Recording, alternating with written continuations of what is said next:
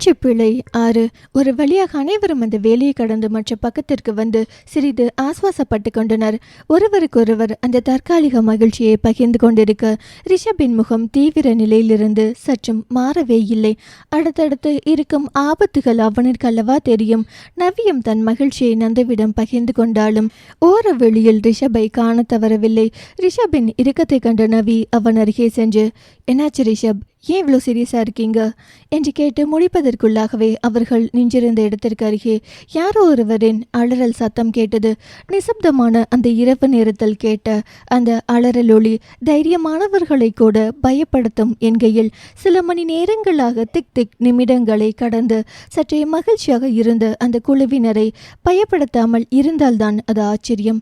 அந்த ஒளியை முதலில் கேட்டதும் அனைவரின் மனதும் படப்படவென அடித்து கொண்டது உண்மையே.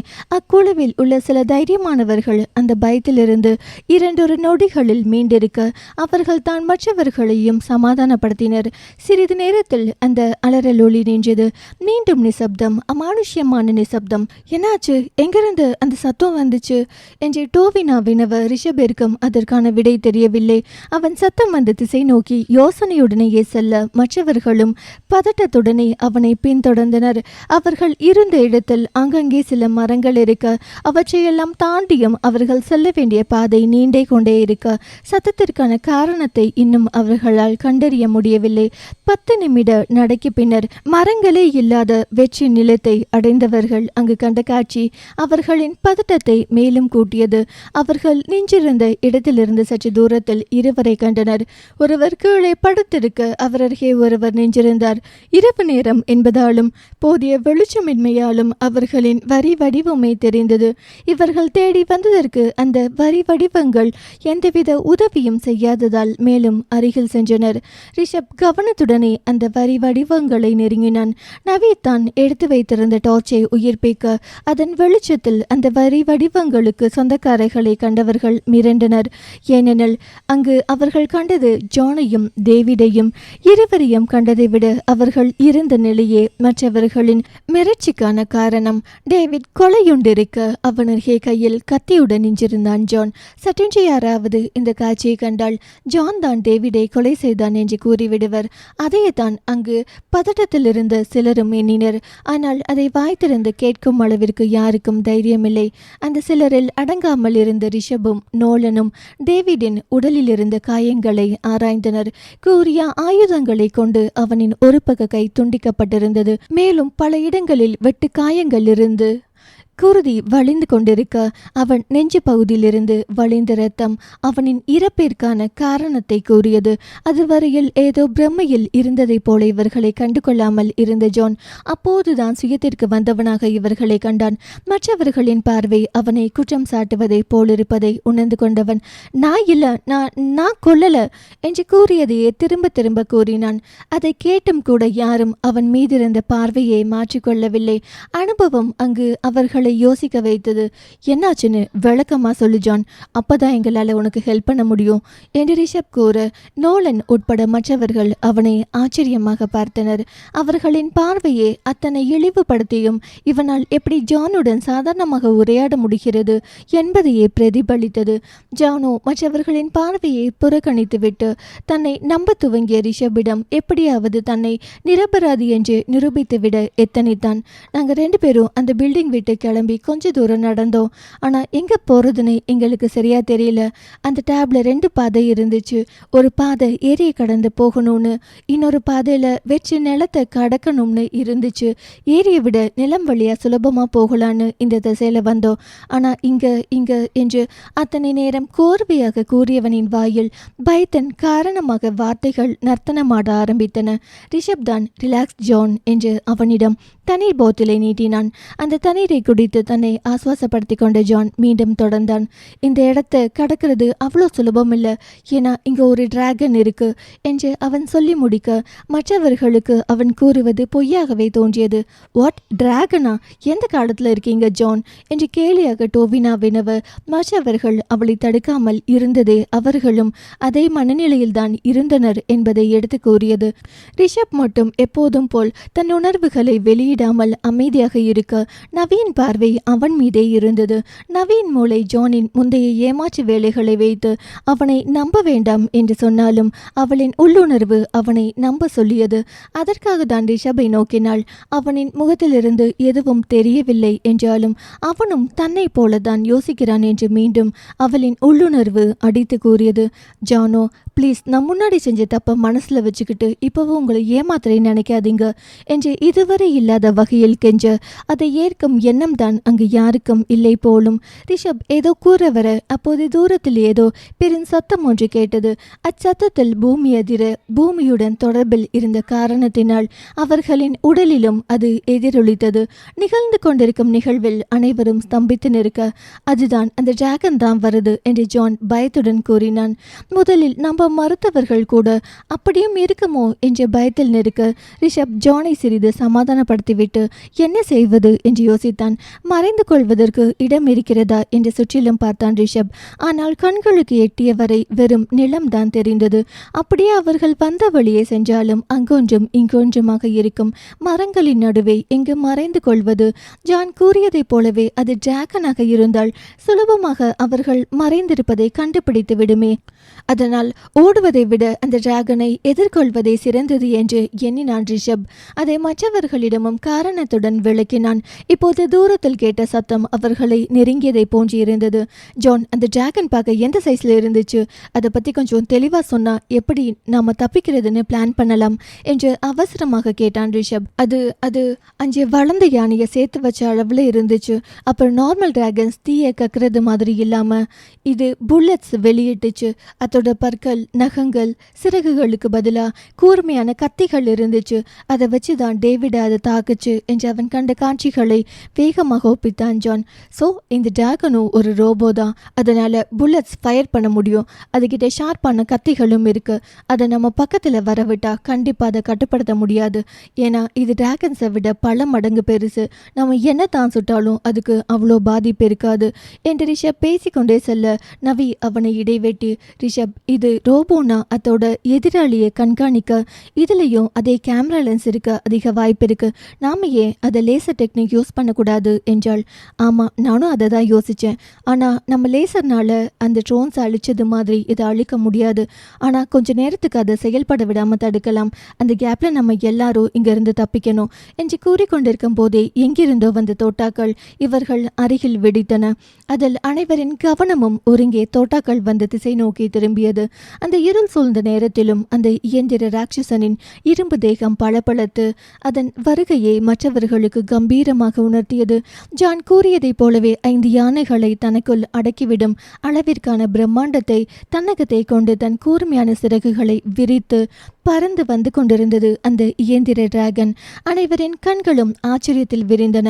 இத்தகைய காட்சிகள் எல்லாம் படங்களில் மட்டுமே கண்டவர்கள் நேரில் காணும் போது தங்களுக்கு இருக்கும் ஆபத்தை கூட சில நொடிகள் மறந்துதான் போகினர்.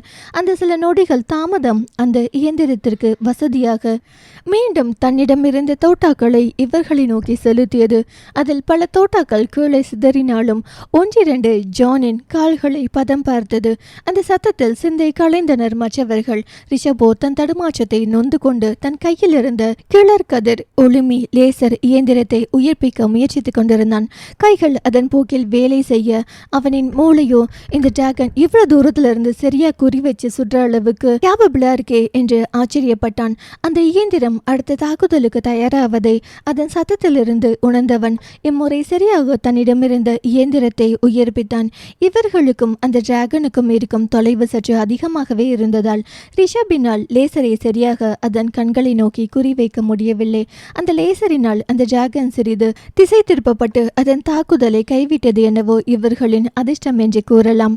இப்போதும் ரிஷப் குறிவைக்க முடியாமல் தடுமாறினான். நவி ரிஷபின் அருகே வர ரொம்ப தூரம் இருக்கிறதால சரியா குறிவைக்க முடியல, இடையில இருக்க தூரத்தை குறைக்கணும் என்று கூறினான். That's similar to suicide Rishabh என்று நவி தடுக்க, இப்போ நமக்கு வேற வழி இல்லை நவி என்றான்.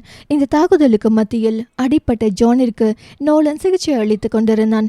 அதனையும் பார்த்த ரிஷப் ரியானை அழைத்து, எனக்கு கவர் கொடு ரியான், நம்ம அந்த டிராகன் பக்கத்துல போனாதான் என்னால குறிப்பாத்து லேசர் அடிக்க முடியும் என்று கூற ரியானும் ஜான் வைத்திருந்த ஆயுதங்களில் சிலவற்றை அள்ளி கொண்டு செல்ல எத்தனிக்க நவி தானும் வருவதாக கூறினாள். ஆனால் அவள் கண்களில் இருந்த உறுதியை கண்ட ரிஷப் இப்போது இதற்காக ஒரு விவாதத்தை உண்டாக்கி நேரம் தாழ்த்த வேண்டாம் என்பதை உணர்ந்து ஒன்றும் கூறாமல் அவளை நோக்கி அழுத்தமான பார்வையை வீசிவிட்டு முன்னே செல்ல நவியும் தன் கைகளில் ஆயுதங்களை ஏந்தியவாறு அவனை பின்தொடர்ந்தாள். அதன் அருகே முன்னேற இவர்களின் இருப்பை உணர்ந்து கொண்ட அந்த டிராகன் மீண்டும் தோட்டாக்களை செலுத்த முயன்றது. ஆனால் அதை முந்திக் கொண்ட ரியானும் நவியும் தங்களின் தாக்குதல்களை தொடர்ந்தனர். சரியான பயிற்சி இல்லை எனினும் பெரிய இரும்பு தேகத்தை உடைய எதிராளியின் சில பாகங்களை அவர்களின் துப்பாக்கிகளிலிருந்து வெளிவந்த தோட்டாக்கள் துளைக்கத்தான் செய்தன. அதற்கும் இவர்களுக்கும் மிக குறைந்த இடைவெளியே இருந்ததால் இம்முறை ரிஷப் சரியாக அதன் கண்களை நோக்கி லேசர் ஒளியை பாய்ச்சினான். அந்த அதிவேக லேசர் கற்றைகளை சமாளிக்க முடியாமல் அந்த டிராகன் திணறிக் கொண்டிருந்தது.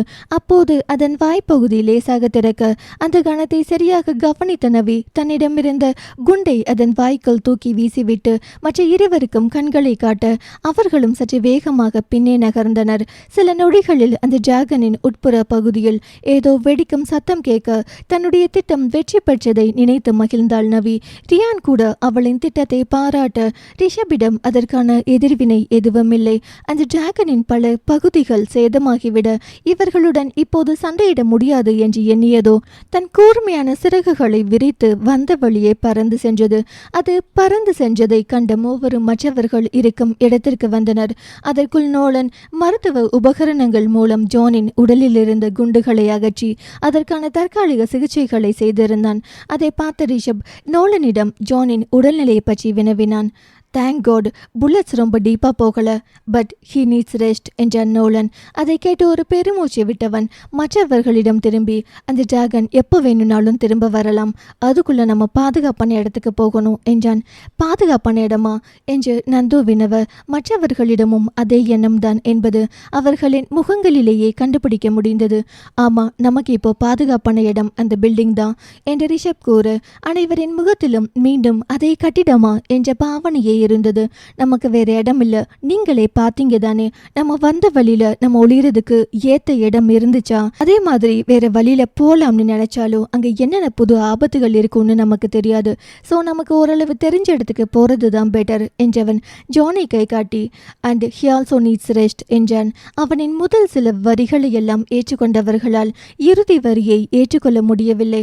இவனுக்கெல்லாம் ரெஸ்ட் ஒண்ணுதான் கேடு என்று ஆளாளுக்கு முணுமுணுப்பது ரிஷபிற்கு கேட்டாலும் அது தெரிந்ததாக காட்டிக்கொள்ளவில்லை. வழக்கம் போல ரிஷபை பின்தொடர்ந்தனர் மற்றவர்கள். நோலன் ஜானை தாங்கிக் கொள்ள மெதுவாக நடந்தான் ஜான். அப்போது முன்னே சென்ற ரிஷபின் அருகே வந்த நவி, இந்த டிராகனை இதுக்கு முன்னாடி நீங்க பார்த்ததில்லையா என்று வினவ அவனோ பதில் ஏதும் சொல்லாமல் அப்படி ஒரு கேள்வியை கேட்கப்படாததை போல் முன்னேறி சென்றான்.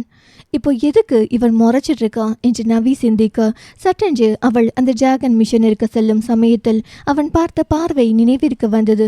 ஓஹோ, அதான் கோபமா இருக்கானா என்று யோசித்தவளை தோளில் தட்டிய நந்து, ஏன் அப்படி நின்னுட்டே கனவு கண்டுட்டு இருக்க என்றான். அப்போதுதான் சிலர் தன்னை தாண்டி சென்றதையும் தான் நின்ற இடத்திலேயே நின்று கொண்டிருப்பதையும் கண்டாள். ஒண்ணுமில்ல, வா போலாம் என்று நந்துவை அழைத்து கொண்டு நடந்தாள். அப்போது நந்து சும்மா இருக்காமல், அங்க பாத்தியா அந்த டோவினா ஓ ஆளு கூட கடலை போடுறா என்றதும் முன்னே சென்ற ரிஷபை பார்க்க அவன் அருகே நந்து கூறியது போலவே கடலை போட்டுக்கொண்டு சென்ற டோவினாவையும் கண்டாள். அதை கண்டவளின் மனதில் மீயுடைமை உணர்ச்சியின் தாக்கம் சற்று கூடித்தான் போனது. அவள் மனதிற்குள் நடந்த வேதியியல் மாற்றங்களை அறியும் முயற்சியில் இருந்ததால் நந்து கூறிய உன்னாளு என்ற பதம் அவளின் செவிக்குள்ளே செல்லவே இல்லை. ஏற்கனவே மனதிற்குள் இருக்கும் பல குழப்பங்களுக்கு மத்தியில் ரிஷபின் மீது ஏற்படும் ஈர்ப்பும் சேர்ந்து கொள்ள மற்ற குழப்பங்களை காட்டிலும் இதற்கான விடையை சுலபமாகவே கண்டுபிடிக்க முடிந்தது நவியால். அப்படி கண்டுபிடித்ததை ஏற்றுக்கொள்ளத்தான் முடியவில்லை. ஒருவனை சந்தித்து 2 நாட்களில் காதல் வையப்படுவாள் என்று முன்னர் யாராவது அவளிடம் கூறியிருந்தால் நவி நம்பியிருக்கவே மாட்டாள். ஆனால் இப்போது அவளின் கண்டுபிடிப்பை பார்க்கும்போது அது உண்மையாக அல்லவா நடந்தேறி இருக்கிறது.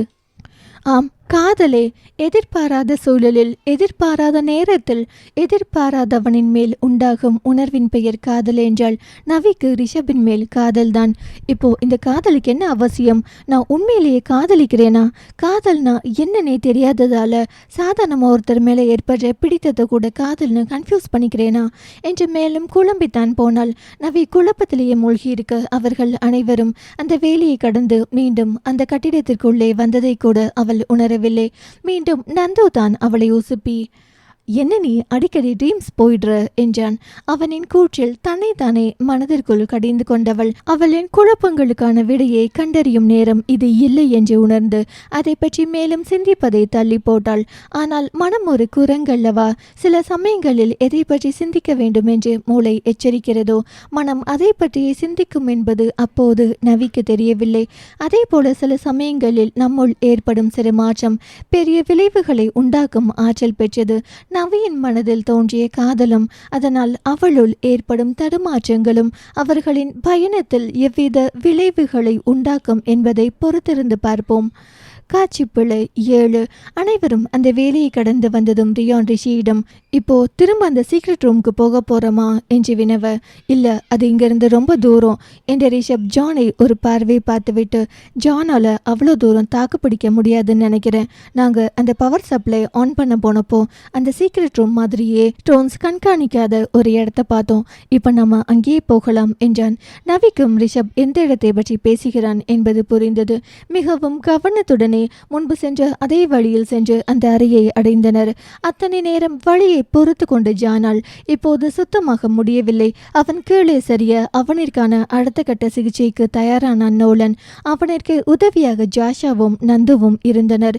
ரிஷபுடன் ரியான், நவி மற்றும் டோவினா தங்களின் அடுத்த கட்ட திட்டத்தை பற்றி விவாதித்துக் கொண்டிருக்க அவர்கள் யாருடனும் சேராமல் தனியே இருந்தனர். அந்த சீன தம்பதியர் ரியான் ரிஷபிடம், அந்த டிராகனை இதுக்கு முன்னாடி நீங்க பார்த்ததில்லையா என்று வினவ, அந்த கேள்விக்கான பதிலுக்காக நவியும் அவனின் பக்கவாட்டிலிருந்து பார்த்து கொண்டுதான் இருந்தாள். ஒரு முறை நவியை பார்த்த ரிஷப், இல்ல, ஜான் சொன்ன மாதிரி அங்கிருந்து தப்பிக்க 2 வழி இருக்கு. ஒன்னு இப்ப நம்ம போன வெற்றி நிலம், இன்னொன்னு சில ஆபத்தான நீர் சுழிகளையும் இதுவரை நம்ம பார்த்திடாத ஜந்துக்களையும் கொண்ட ஏரி. நாங்க அந்த ஏரி வழியில போனோம். ஏன்னா அந்த டேபிள் அந்த வழி தான் ஹைலைட் பண்ணப்பட்டிருந்துச்சு. அதனால் அந்த டிராகனை நாங்கள் பார்க்காம இருந்திருக்கலாம் என்றான் ரிஷப். ஆனால் அவனுமே குழம்பித்தான் போயிருந்தான் என்பது அவனின் தெளிவற்ற குரலிலேயே தெரிந்தது. அப்போ நம்ம இந்த ஏரி வழியில் போனால் இந்த டிராகனால் தொந்தரவு இருக்காதுல்ல என்று வினவினாள் நவி. அவளிற்கே அவளின் கேள்வி அபத்தமாக தான் பட்டது. ஆனால் தனியே முறைத்து கொண்டு நிற்பவனிடம் இப்படியாக பேசலாம் என்றுதான் இந்த முயற்சி. நவியை ஆழ்ந்து பார்த்தவன் பின் விளைவுகள் பற்றி யோசிக்காமல் சட்டுன்னு எந்த முடிவையும் எடுக்கக்கூடாது என்றான். அவனின் இந்த கூற்று எதற்காக என்பது நவிக்கு நன்றாக புரிந்தது. நவி எதுவும் பேசாமல் ரிஷபிடம் கண்களை நோக்க அவனும் அவளைத்தான் பார்வையால் துளைத்து கொண்டிருந்தான். அப்போது பூஜை வேலை கரடி போல, ரிஷப், நம்மளோட நெக்ஸ்ட் பிளான் என்ன? அது தெரிஞ்சுக்க ரொம்பவே எக்ஸைட்டிங்கா இருக்கு என்றாள் டோவினா. நோலனிற்கு உதவி செய்துவிட்டு அப்போதுதான் இவர்களின் அருகில் வந்த நந்து டோவினாவின் பேச்சை கேட்டு, இங்க எல்லாரும் உசுறு போயிடுமோன்னு பயந்துட்டு இருக்காங்க, உனக்கு எக்ஸைட்டிங்கா இருக்கா என்று வாய்விட்டு கேட்க அவனின் தோணியில் அங்கிருந்தவர்களின் முகத்தில் மெல்லிய புன்னகை அரும்பியது. டோவினோ நந்துவை முறைக்க அவனோ அவளை கண்டு கொள்ளாமல், ஆமா, இங்க இருக்க யாருக்கும் பசிக்கலையா என்று வினவ. பசி என்ற பெயரை கேட்டதும் அங்கிருந்தவர்களுக்கும் அவ்வுணர்வு தோன்றியிருக்க வேண்டும். அதே இதமான மனநிலையுடனே தங்களிடம் இருந்த உணவை பகிர்ந்து கொண்டனர்.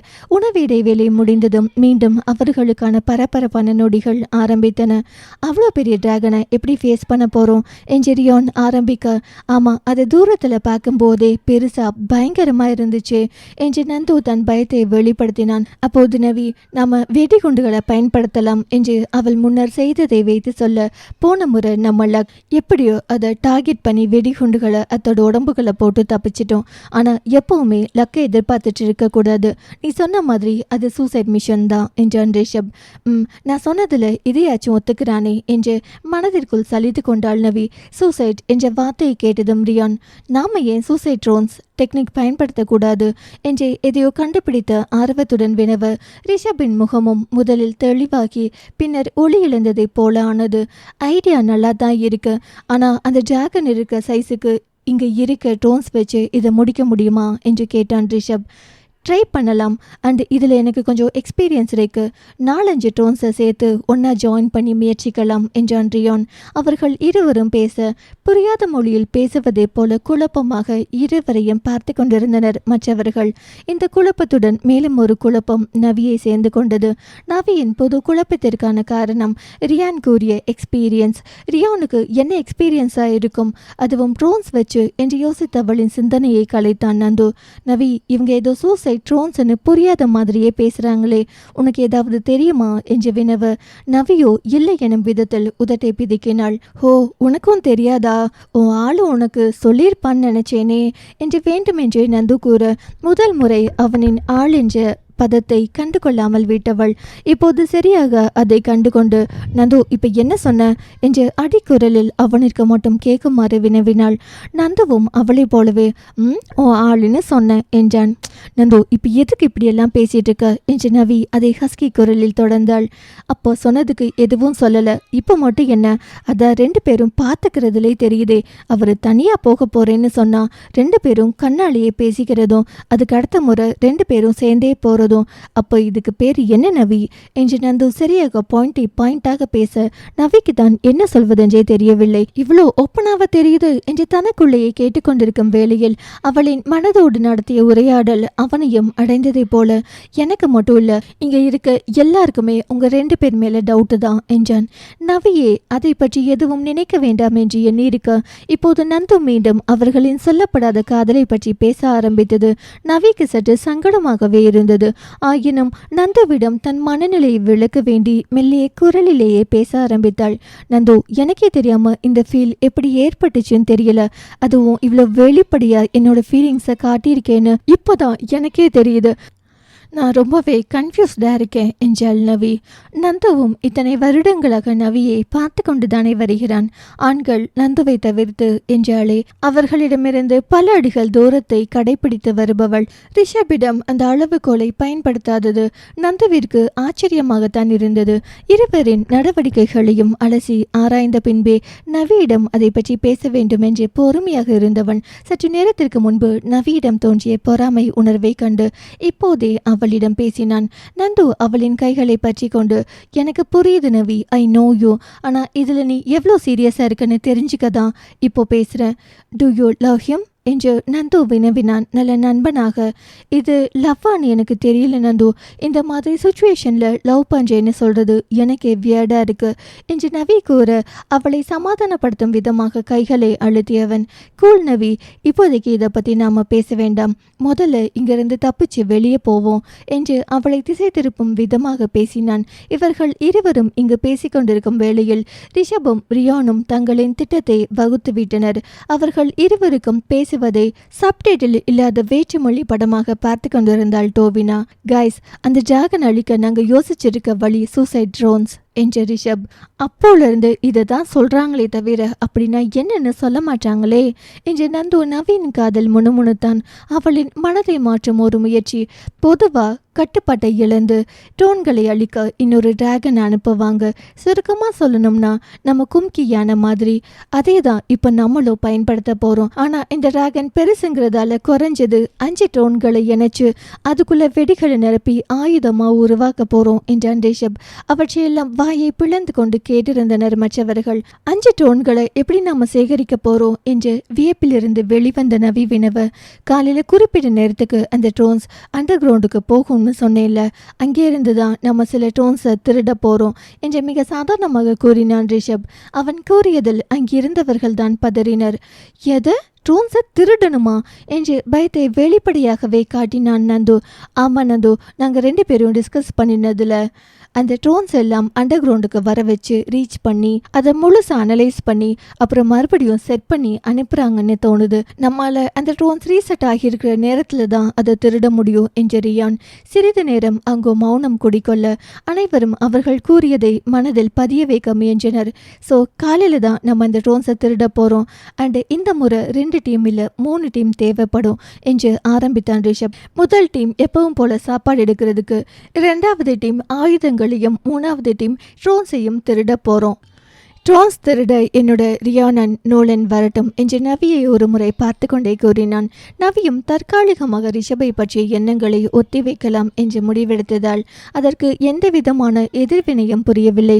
ரிஷபும் தன் பார்வையை திருப்பிக் கொண்டான். ஆனால் எதிர்பார்க்காத இடத்திலிருந்து எதிர்ப்பு வந்தது. ரிஷப், நான் உங்க டீம்ல ஜாயின் பண்ணிக்கிறேனே, கொஞ்சம் எக்ஸைட்டிங்கா இருக்கும் என்று டோவினா கூற அங்கிருந்த அனைவருமே அவர்களின் பிடித்தமின்மையை முகபாவத்திலேயே வெளிப்படுத்தினர். இவளுக்கு எக்ஸைட்டிங் ஃபைட்டிங் தவிர வேற ஒன்றும் தெரியாது போல என்று நந்து வெளிப்படையாகவே முணுமுணுத்தான். ரிஷபிற்கு எரிச்சலாக தான் இருந்திருக்க வேண்டும். எனக்கு ரியானன் நோலன் வந்தாதான் ஹெல்ப்ஃபுல்லாக இருக்கும்னு தோணுது என்று அழுத்தமாகவே கூறினான். அதன் பின்பு டோவினா வாய் திறப்பாளா?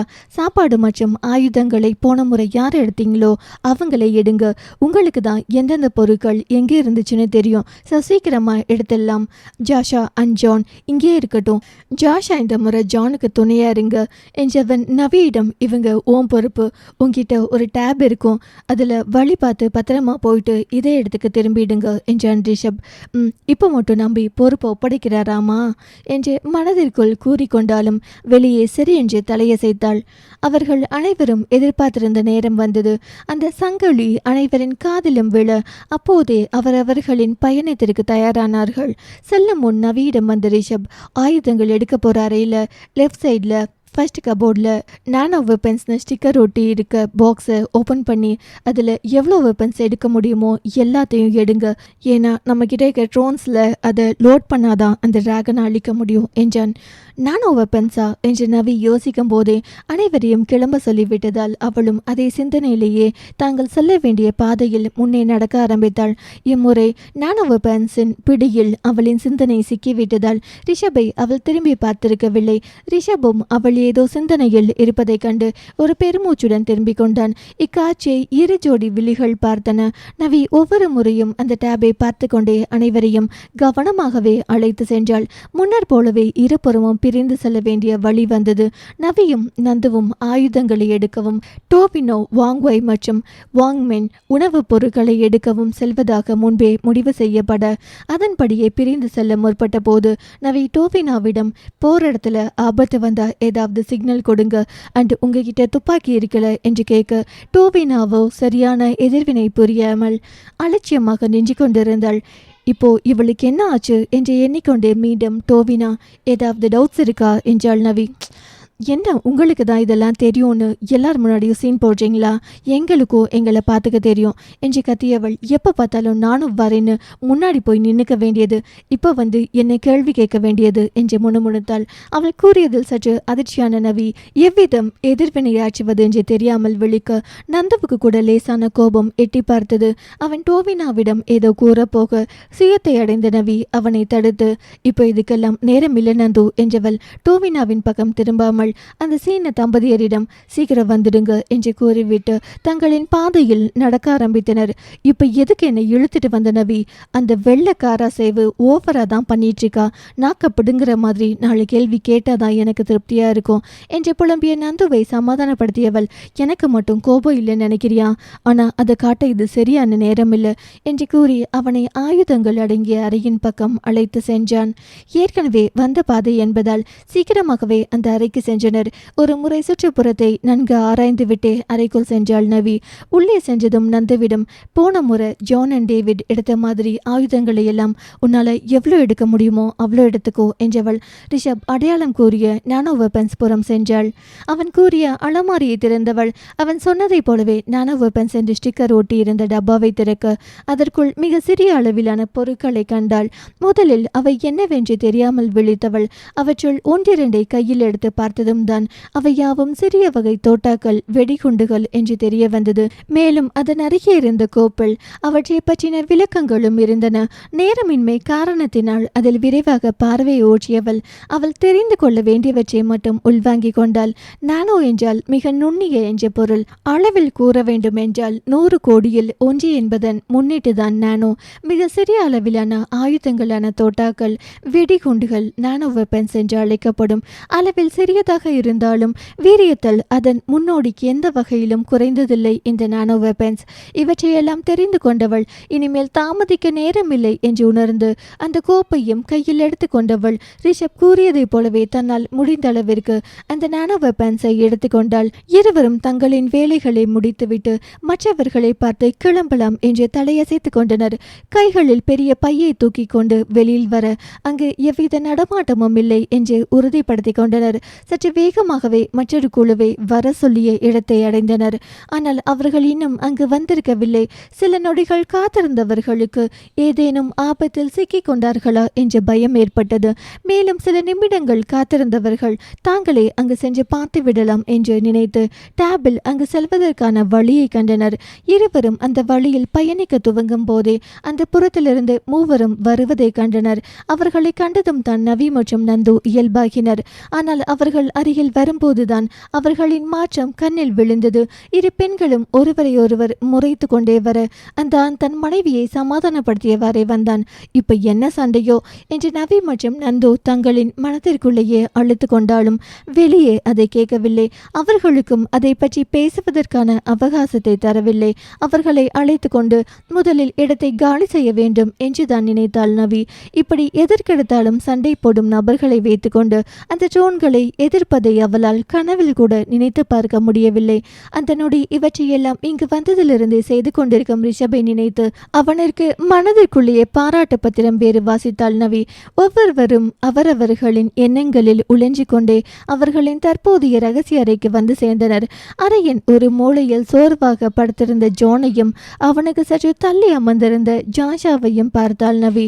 அவர்கள் உள்ளே வந்ததும் ஜாஷா ஓகேயா என்று நவியிடம் வினவ நவியும் சிறு புன்னகையுடன் தலையசைத்தாள். இங்கிருந்தவர்களில் ஜாஷாவிடம் நல்லதொரு பிணைப்பு ஏற்பட்டிருந்தது. நவிக்கு தாங்கள் கொண்டு வந்த பொருட்களை அந்த அறையில் ஒரு பகுதியில் வைத்தனர். பின் ஜாஷாவிடம் வந்து அவங்க கிட்ட இருந்து எதுவும் தகவல் கிடைச்சதா என்று வினவினாள் நவி. எந்த தகவலும் வந்திருக்காது என்று தெரிந்தே நவி வினவ ஜாஷாவும் நவிக்கு தெரிந்ததையே கூறினாள். இந்நிலையில் மீண்டும் அந்த சீன பெண் ஷாங் மின்னும் டோவினாவும் ஏதோ விவாதத்தில் இருப்பதை நவி மற்றும் ஜாஷா கண்டனர். எந்த மாதிரி சூழ்நிலையில மாட்டிருக்கோம்னு புரிஞ்சுக்காம சண்டை போட்டுட்டு இருக்காங்களே என்று ஜாஷா கவலைப்பட எத்தனையோ முறை சொல்லியாச்சு, இப்படியே போயிட்டு இருந்தா இவங்களை சண்டை போடாம பார்த்துக்கவே நம்ம நேரம் சரியா போயிடும் போல என்று அழைத்து கொண்டாள் நவி. இருவரும் அவர்களுக்குள்ளாகவே பேசிக்கொண்டனரே தவிர சண்டையிடம் இருவரையும் தடுக்க முற்படவில்லை. இவர்கள் சென்று சண்டைக்கான காரணத்தை வினவினாள். அதை வைத்து மேலும் சண்டை வழுக்கும் என்பதை கணித்தவர்களாக அமைதியாகவே இருந்தனர். அவர்கள் எண்ணியதை போலவே வாங்வெய் யாங் மின்னை அமைதிப்படுத்த அந்த சண்டையும் ஓய்ந்தது. அதன் பின்பு அவர்களுக்கு வெகு அருகில் நின்று கொண்டு அந்த சண்டையை டிவியில் வரும் ரியாலிட்டி ஷோவை போல பார்த்து கொண்டிருந்த நந்துவை அழைத்து சண்டைக்கான காரணத்தை வினவ ரெண்டு பொண்ணுங்க அடிச்சுக்கிறதுக்கு காரணம் வேணுமா என்ன என்று கோர இரு பெண்களும் அவனை முறைத்தனர். அதை கண்டு இழுத்து சமாளித்தவன் எனக்கும் சரியான காரணம் தெரியல, ஆனா சண்டையை வச்சு பார்க்கும்போது நீ சொன்னது சரியா நான் சொன்னது சரியாங்கிற மாதிரியான சண்டையா தான் தெரியுது. கொஞ்ச நேரம் வெயிட் பண்ணா அந்த வெள்ளக்கார செவ் வாயிலிருந்து என்ன மாட்டன்னு கறந்துடலாம் என்றான் நந்து. இப்படி பேசியபடியே நேரம் கழிய மீண்டும் அந்த சங்கொலியை கேட்டு அனைவரும் பரபரப்பாகினர். இந்த சங்கொலிக்கான அர்த்தம்தான் அவர்களுக்கு தெரியுமே. டோன்களை எடுக்க சென்ற மூவரும் இன்னும் வராததை கண்டு ஏதேனும் ஆபத்தில் சிக்கிக் கொண்டார்களா என்ற பயம் அனைவரின் மனதிலும் தோன்றியது. பதட்டம் நிறைந்த சூழலில் ஒவ்வொரு நொடியையும் எண்ணிக்கொண்டிருந்தவர்கள் திடீரென்று கேட்ட துப்பாக்கி சத்தத்தில் மேலும் பயந்து ஒருவரின் கைகளை மற்றவர் பற்றி கொண்டு நின்றிருந்தனர். அடுத்த 2 நிமிடங்களில் தோட்டாக்களின் சத்தம் நின்று போக அந்த அமைதியும் அவர்களை பயப்பட செய்தது. அடுத்தவர்களின் இதய துடிப்பை கூட துல்லியமாக கேட்கும் அளவிற்கான அமைதி, பயத்தில் உண்டாகும் பெருமூச்சு சத்தமும் இதய துடிப்புடன் போட்டி போட்டு கொண்டிருந்தது. அப்போது அவர்கள் இருந்த ரகசிய அறைக்கான கதவின் கைப்பிடியை யாரோ எதுவோ மெதுவாக திறக்கும் சத்தம் கேட்க பயத்தின் உச்சத்தில் இருந்தவர்களுக்கு என்ன செய்வது என்றே தெரியவில்லை. சாவின் விளிம்பில் இருப்பவர்களுக்கு கடைசி 7 நிமிடங்களில் அவர்கள் வாழ்வில் ஏற்பட்ட மிகவும் சந்தோஷமான நிகழ்வுகள், சோகமான நிகழ்வுகள், குற்ற உணர்வு என்று கலவையான நினைவுகள் அணிவகுத்து வந்து போகுமாம். அந்த அறையில் இருந்தவர்களுக்கு கூட அவர்களின் மூளை அப்படித்தான் சில காட்சிகளை அவர்களின் மனக்கண்ணில் ஓடவிட்டது. ஆனால் 7 நொடிகள் முழுதாக முடிவதற்கு முன்னரே கதவை திறந்து வந்த மூவர் அந்த மனக்காட்சிகளை நிறுத்தியிருந்தனர். அவர்களை கண்டதும் இதுவரை மூச்சை இழுத்து பிடித்து ஒருவரை ஒருவர் ஆதரவுக்காக பற்றியிருந்த மற்ற அனைவரும் சிறு ஆஸ்வாசத்துடன் அப்படியே அமர்ந்துவிட்டனர். ஏனெனில் அவர்கள் இந்த 2 நொடிகளில் அனுபவித்த பயம் அத்தகையது. அவர்கள் முகங்களை கண்டு நடந்ததை யூகித்த ரிஷப் ரிலாக்ஸ் காய்ஸ் என்றான். நவியும் சற்று பயந்துதான் இருந்தாள். வேக மூச்சுக்களை வெளியிட்டு தன்னை ஆசுவாசப்படுத்தி கொண்டவள் மீண்டும் அம்மூவரையும் பார்த்தாள். அவர்களின் கைகளில் ட்ரோன்களை ஏந்தி கொண்டிருந்தனர்.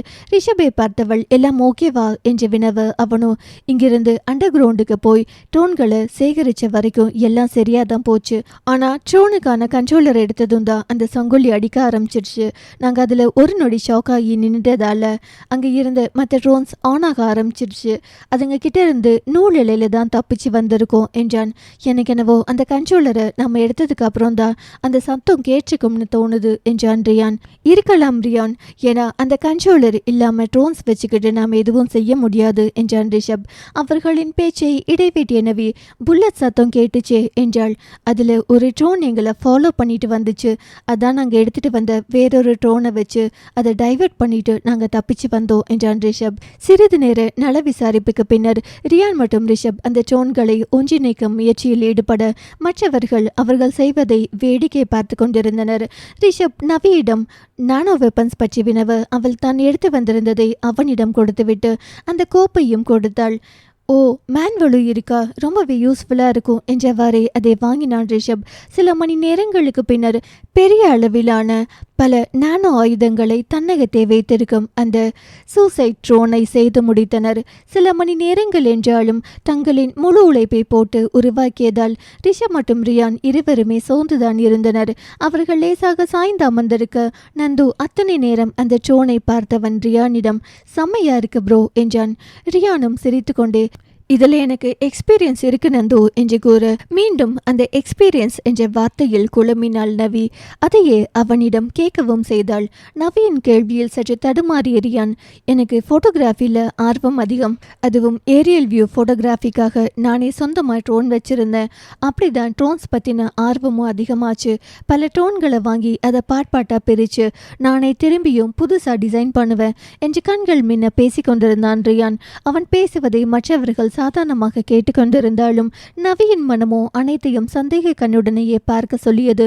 ட்ரோன்ஸை இது மாதிரி போட்டோ ஷூட்ல யூஸ் பண்றதுக்கு இப்போ அனுமதிக்கிறாங்களா என்ன என்று நவி வினவ ஒரு விரக்தி புன்னகையுடன், நான் சொன்னது இப்போ இல்லை 7 வருஷத்துக்கு முன்னாடி என்று ரியான். ஓ, யூ மீன் உங்களோட டீனேஜில் ட்ரோன்ஸ் மேல ஆர்வம் வந்துச்சா என்று இதை சாதாரணமாக வினவி இருந்தாள் நவி. ஆனால் அதற்கு கிடைத்த பதில் தான் யாரும் எதிர்பார்க்காதது.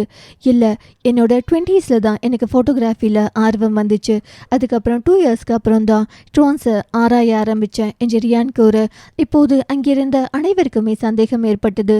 எப்படி ப்ரோ 7 இயர்ஸ்க்கு முன்னாடி ட்ரோன்ஸை பாட்டாக பிரிச்சேன்னு சொல்கிறீங்க, அதுக்கு முன்னாடி ஃபோட்டோகிராஃபியில் இன்ட்ரெஸ்ட்னு சொல்கிறீங்க, எங்கேயோ கணக்கு இடிக்குதே. ஆமாம், உங்களுக்கு இப்போ என்ன வயசு என்று குழப்பத்துடன் கேட்டான் நந்து. ரியானோ ஒரு பெருமூச்சுடன் 23 என்றான்.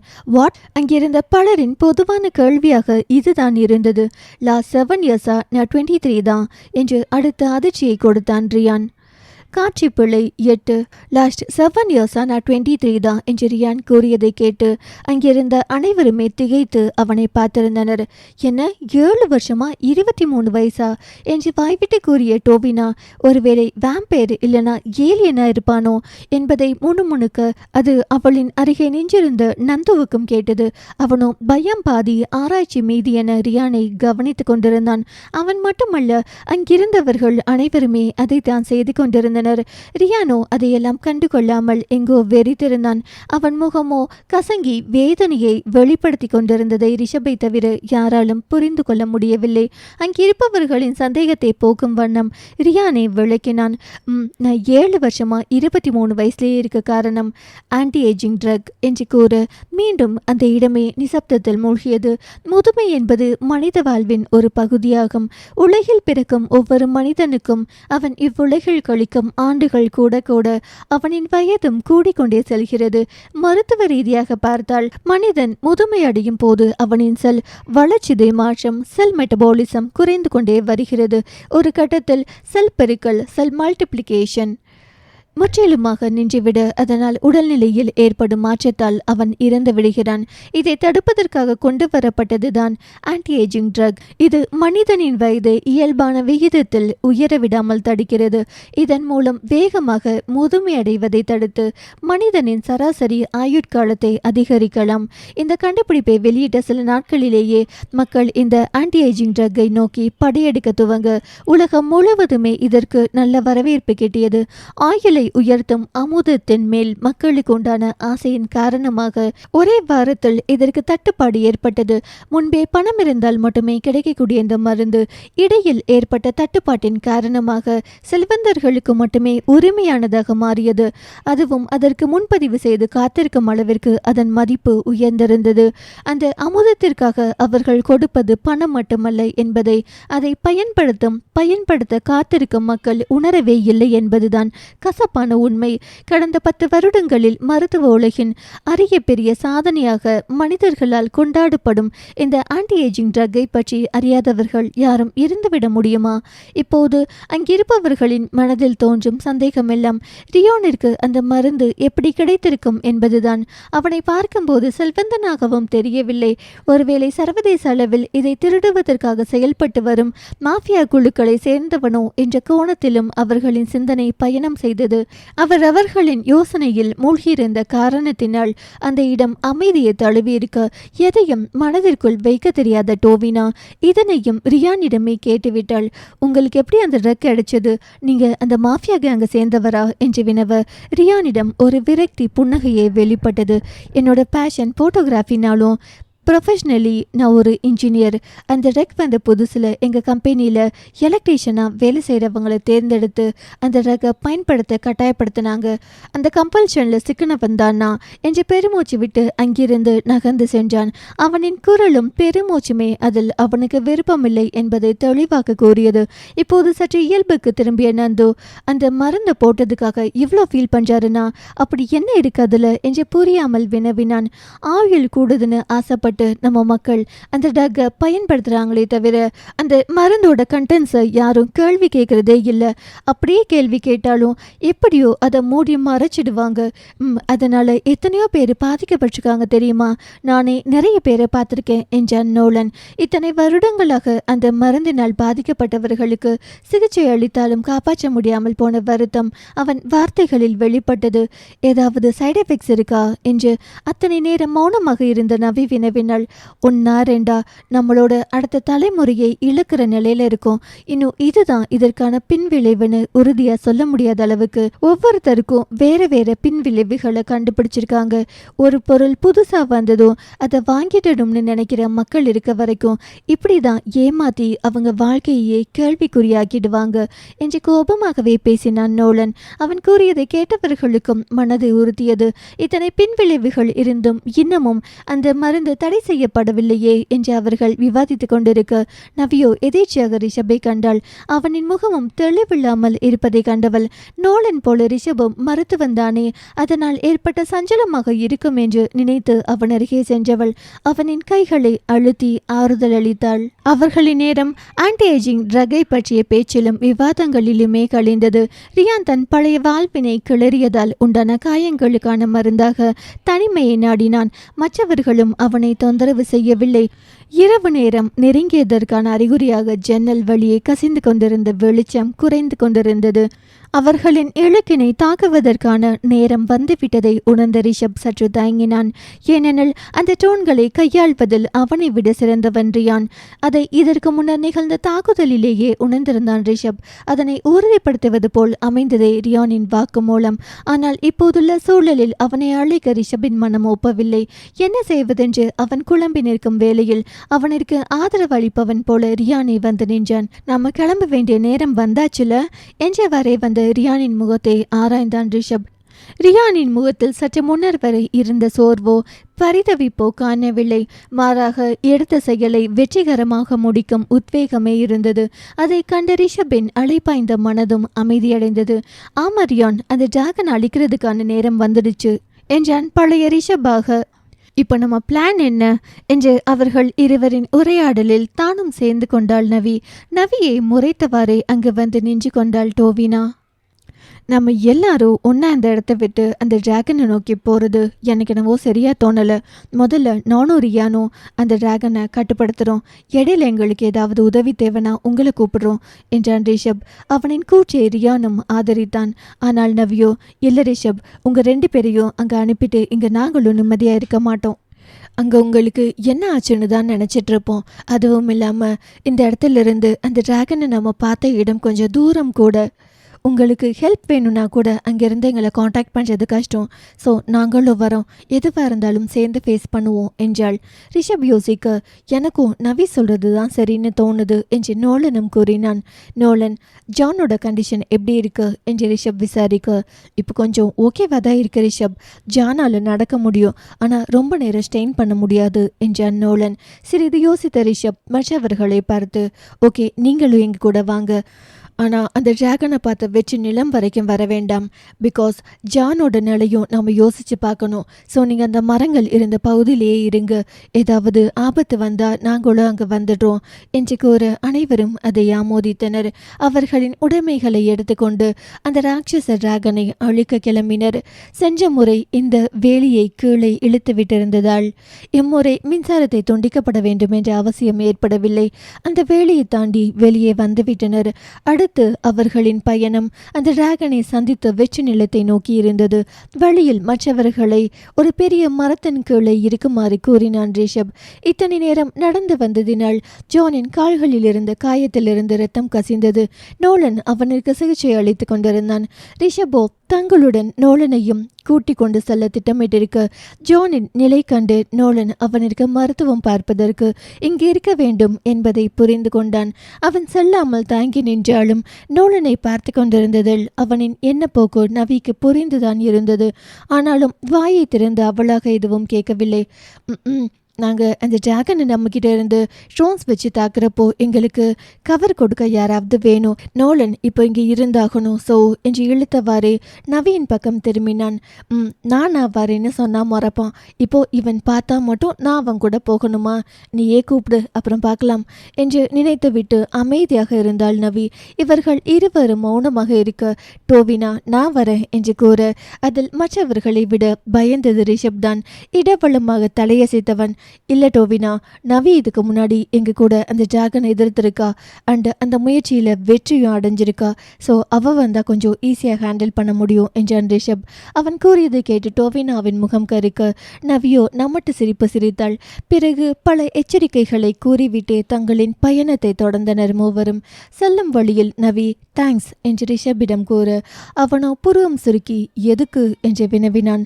என்னையும் ரெகக்னைஸ் பண்ணீங்களே அதுக்காக தான் என்று கிண்டலாகவே கூற அவனோ எதுவும் கூறாமல் முன்னே சென்றுவிட மற்ற இருவரும் ஒருவரையொருவர் பார்த்து சிரித்து கொண்டனர்.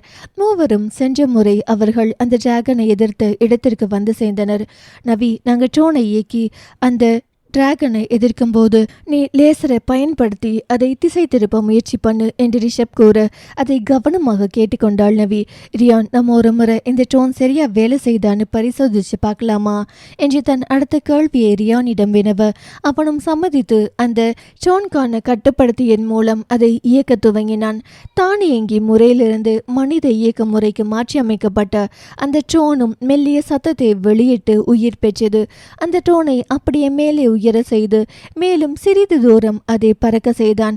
அவன் அதை இலகுவாக கையாள்வதிலேயே அவனிற்கு அதில் எவ்வளவு அனுபவம் இருக்கிறது என்பதை உணர முடிந்தது மற்ற இருவருக்கும்.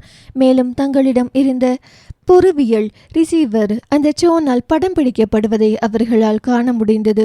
அப்போது ரிஷப் அவர்களிடமிருந்த இன்னொரு ட்ரோனை சுட்டி காட்டி அதையும் செலுத்தலாம் என்று கூற ரியானும் அவன் கூறியதை போலவே செய்தான். அதை கண்டு நவி இது எதுக்கு என்று வினவ அந்த ட்ரோனுக்குள்ள சின்ன சைஸ் கேமராக்கள் இருக்கு, அதை அந்த டிராகன் வர பாதையில் பொருத்த போறோம். போன முறை நமக்கு அந்த டிராகனோட உருவம் நம்ம இருக்கிற தூரத்திலிருந்து சரியா தெரியல. ஸோ இந்த முறையும் அதை டிஸ்அட்வான்டேஜா இருக்கக்கூடாதுன்னு இதை பிளான் பண்ணோம் என்று ரிஷப் கூற இருவரின் திட்டமிடலை வெகுவாக பாராட்டினாள் நவி. வாவ், நல்ல பிளான்.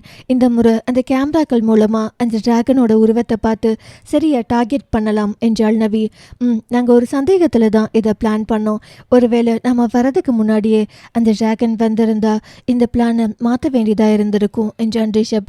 அந்த சிறிய வகை புகைப்பட கருவிகள் அனைத்தும் சரியான இடங்களில் பொருத்தப்படுகிறதா என்று பார்த்து அவற்றிலிருந்து கிடைக்கும் காணொளிகளை ஆராய்ந்து கொண்டிருந்தவர்களுக்கு மிக மெல்லிதாக அந்த சத்தம் கேட்டது. சற்று நேரத்திலேயே சென்ற முறை போல இம்முறையும் நிலமதிர ஆரம்பித்தது. அதிலேயே வருவது தங்களின் இலக்குதான் என்பதை கண்டு கொண்டனர் அம்மூவரும்.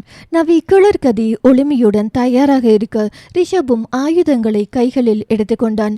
ரியான் அந்த ட்ரோனை தன்னிடம் திரும்ப செய்தவன் சரியான நேரத்திற்காக காத்திருந்தான். இரண்டாவது அனுப்பின ட்ரோனை மட்டும் ஏன் திரும்ப செய்யல என்று நவி மற்ற இருவரிடமும் வினவ, அந்த ட்ரோனை இந்த இடத்துக்கு கூட்டிட்டு வர வேண்டாமா என்று இருவரும் கூறினர். அதன்படி அந்த இரண்டாவது ட்ரோனை அந்த டிராகனின் கவனத்தில் விழுமாறு நகர்த்தி கொண்டிருந்தான் ரியான். அவர்களின் திட்டப்படியே அது டிராகனின் கவனத்தை ஈர்க்க சில நொடிகளில் அந்த இரும்பு டிராகனின் வரி வடிவத்தை மூவராலும் காண முடிந்தது. தூரத்தில் வரும் டிராகனை கண்டவர்கள் மீண்டும் ஒரு முறை தங்களை தயார்படுத்தி கொண்டனர். நவி, திரும்பவும் சொல்றேன், எதுவா இருந்தாலும் யோசிச்சு எங்க கூட ஆலோசிச்சுட்டு பண்ணணும். அதே மாதிரி நான் சொல்றது எல்லாம் ஏனே கேள்வி கேட்காம செய்யணும் என்ற ரிஷபின் குரலுக்கு செவிமடுத்தாளா என்பது அவளிற்கு மட்டுமே தெரியும். அந்த டிராகனின் கவனத்தை ஈர்க்க இவர்கள் அனுப்பிய அதே ட்ரோனை சுட்டு வீழ்த்தி இவர்களின் கவனத்தை ஈர்த்தது அந்த டிராகன். உண்மையில ரொம்ப கோபமா இருக்குமோ என்று அவர்களுக்குள் எழுந்த பயத்தை போக்க இயல்பாக நவியை கேலி செய்தான் ரியான். இருக்குமோ என்று வாய்விட்டு கூறியவள், இன்னைக்கும் சான்ஸ் கிடைச்சா அதே மாதிரி வெடிக்க வைக்கலாம் என்று கூறி இல்லாத காலரை மானசீகமாக தூக்கிவிட்டு கொண்டாள் நவி. இவர்கள் இருவரும் பேசுவதை ஒரு பொருட்டாக கூட மதிக்காமல் அந்த புகைப்பட கருவிகளின் மூலம் அந்த டிராகனை ஆராய்ந்து கொண்டிருந்தான் ரிஷப். அவை மட்டுமல்லாமல் சற்று முன்னர் அந்த டிராகனின் தாக்குதலால் சிறிய ட்ரோன் அனுப்பியிருந்த புகைப்படங்களையும் பார்த்தான். அவனது செயலை கண்ட நவி உஃப் என்று பெருமூச்சு விட்டாள். அவன் அருகே சென்று, என்ன பார்த்துட்டு இருக்கீங்க என்று வினவ, அந்த ட்ரோனை எங்க தாக்குனா அதை அழிக்க முடியும்னு பார்த்துட்டு இருக்கேன் என்று நவியை பார்க்காமலே கூறினான் ரிஷப். ரியான், என்னோட யூகம் அந்த ட்ரோன்ஸோட தலையில தான் அதோட மொத்த கண்ட்ரோலும் இருக்கு. ஸோ நம்ம அந்த ட்ரோனை அதோட தலையில அட்டாச் பண்ணி வெடிக்க வைக்கணும் என்றான். நானும் அப்படிதான் நினைச்சேன் ரிஷப். ஆனால் ட்ரோனுக்குள்ளே இருக்க எக்ஸ்ப்ளோசிவ்ஸ் ரொம்ப டேஞ்சரஸ். ஸோ அது அட்டாச் ஆனா மறு நொடியே நம்ம இங்கிருந்து எவ்வளோ தூரம் போக முடியுமோ அவ்வளோ தூரம் தள்ளி போயிடணும் என்றான் ரியான். நீங்க ரெண்டு பேரும் இப்படி பேசிட்டே இருந்தா அந்த டிராகன் இங்க வந்துடும். சீக்கிரம் ஆக்ஷன்ல இறங்கலாம் என்றாள் நவி. நவி அந்த லேசரை உயிர்ப்பிக்கும் முன், நீ லேசர் ஆன் பண்ணிட்டா அந்த கேமரால இந்த வெளிச்சம் காரணமா அந்த டிராகன் சரியா தெரியாது. ஸோ நீ லேசரை முதல் முறை ஷூட் பண்ணும்போதே சரியா அதோட கண்களுக்கு குறிவை என்றான். நவியும் அதை ஆமோதித்து அதன்படியே கதிர்களை அதன் கண்களுக்கு குறிவைத்து செலுத்தினாள். இவளின் ஆயுதத்திலிருந்து கதிர்கள் உருவாகும் போதே அந்த டிராகனிற்கு அதன் எதிரிகள் இருப்பது தெரிந்திருக்க வேண்டும். அதுவும் அதன் வாயிலிருந்து தோட்டாக்களை உரும இரண்டு திசைகளில் இருந்தும் தாக்குதல் ஆரம்பமானது. டிராகனின் தாக்குதல் இம்முறை கடுமையாக இருந்ததால் அதனிடமிருந்து தப்பிக்க சிறிது தடுமாறித்தான் போனது நமது மூவர் குழு. இவர்களின் நல்ல காலம் அதன் முதல் தாக்குதலை தவிர மற்ற அனைத்து தாக்குதல்களும் அவற்றின் இலக்கை அடையாமல் சென்றது. இல்லையெனில் இரண்டாவது தாக்குதலிலேயே இவர்கள் காயமடைந்திருப்பர். ஒரு வழியாக நவியும் ரிஷபும் அதை சமாளித்தனர். இப்போது ரியானிற்கு இருக்கும் மிகப்பெரிய சவாலே டிராகனின் தாக்குதல்களையும் மீறி அந்த ட்ரோனை அதன் அருகே சேர்க்க வேண்டும். அவனும் அனைத்தையும் தயாராக வைத்து ரிஷபின் சமஞ்சைக்காக காத்திருந்தான். அப்போது ரிஷபின் துப்பாக்கியில் இருந்து வெளிவந்த தோட்டா அந்த டிராகனின் முக்கிய கட்டுப்பாட்டை தாக்கியிருக்க அதன் காரணமாக தற்காலிகமாக அதன் தாக்குதலை நிறுத்தி இருந்தது. ரியான் நவ் என்று குரல் கொடுத்த ரிஷப் இடைவேளை விடாமல் தொடர்ந்து தோட்டாக்களை செலுத்தினான். ரியானும் ட்ரோனை அந்த டிராகன் அருகே லாவகமாக செலுத்தினான். டிராகனிற்கும் ட்ரோனிற்கும் சிறிய இடைவெளியை இருந்த நிலையில் தொடர் தாக்குதலின் காரணமாக அந்த டிராகன் தன் இரும்பு உடலை செலுப்ப அதன் நீண்ட சிறகு ட்ரோன் வரும் பாதையில் விரிய இதை எதிர்பார்க்காத ரியான் ஷிட் என்று கூறிக்கொண்டே அதன் பாதையை மாற்ற முயன்றான். அவன் எவ்வளவுதான் முயற்சித்தாலும் அந்த டிராகனின் சிறகில் இருந்த கூர்மையான பகுதி ட்ரோனின் பக்கவாட்டை கீறி இருந்தது. அதன் காரணமாக அந்த ட்ரோன் கட்டுப்பாட்டை இழக்க ஆரம்பித்தது. இருந்தது. ரியானோ கட்டுப்படுத்தியின் மூலம் என்னென்னவெல்லாமோ செய்து ஜோன் அதன் இயக்கத்தை நிறுத்த விடாமல் பார்த்து கொண்டான்.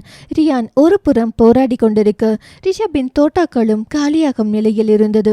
இனி என்ன செய்வது என்று ரிஷபும் நவியும் ஒருவரை ஒருவர் பார்த்து கொண்டனர்.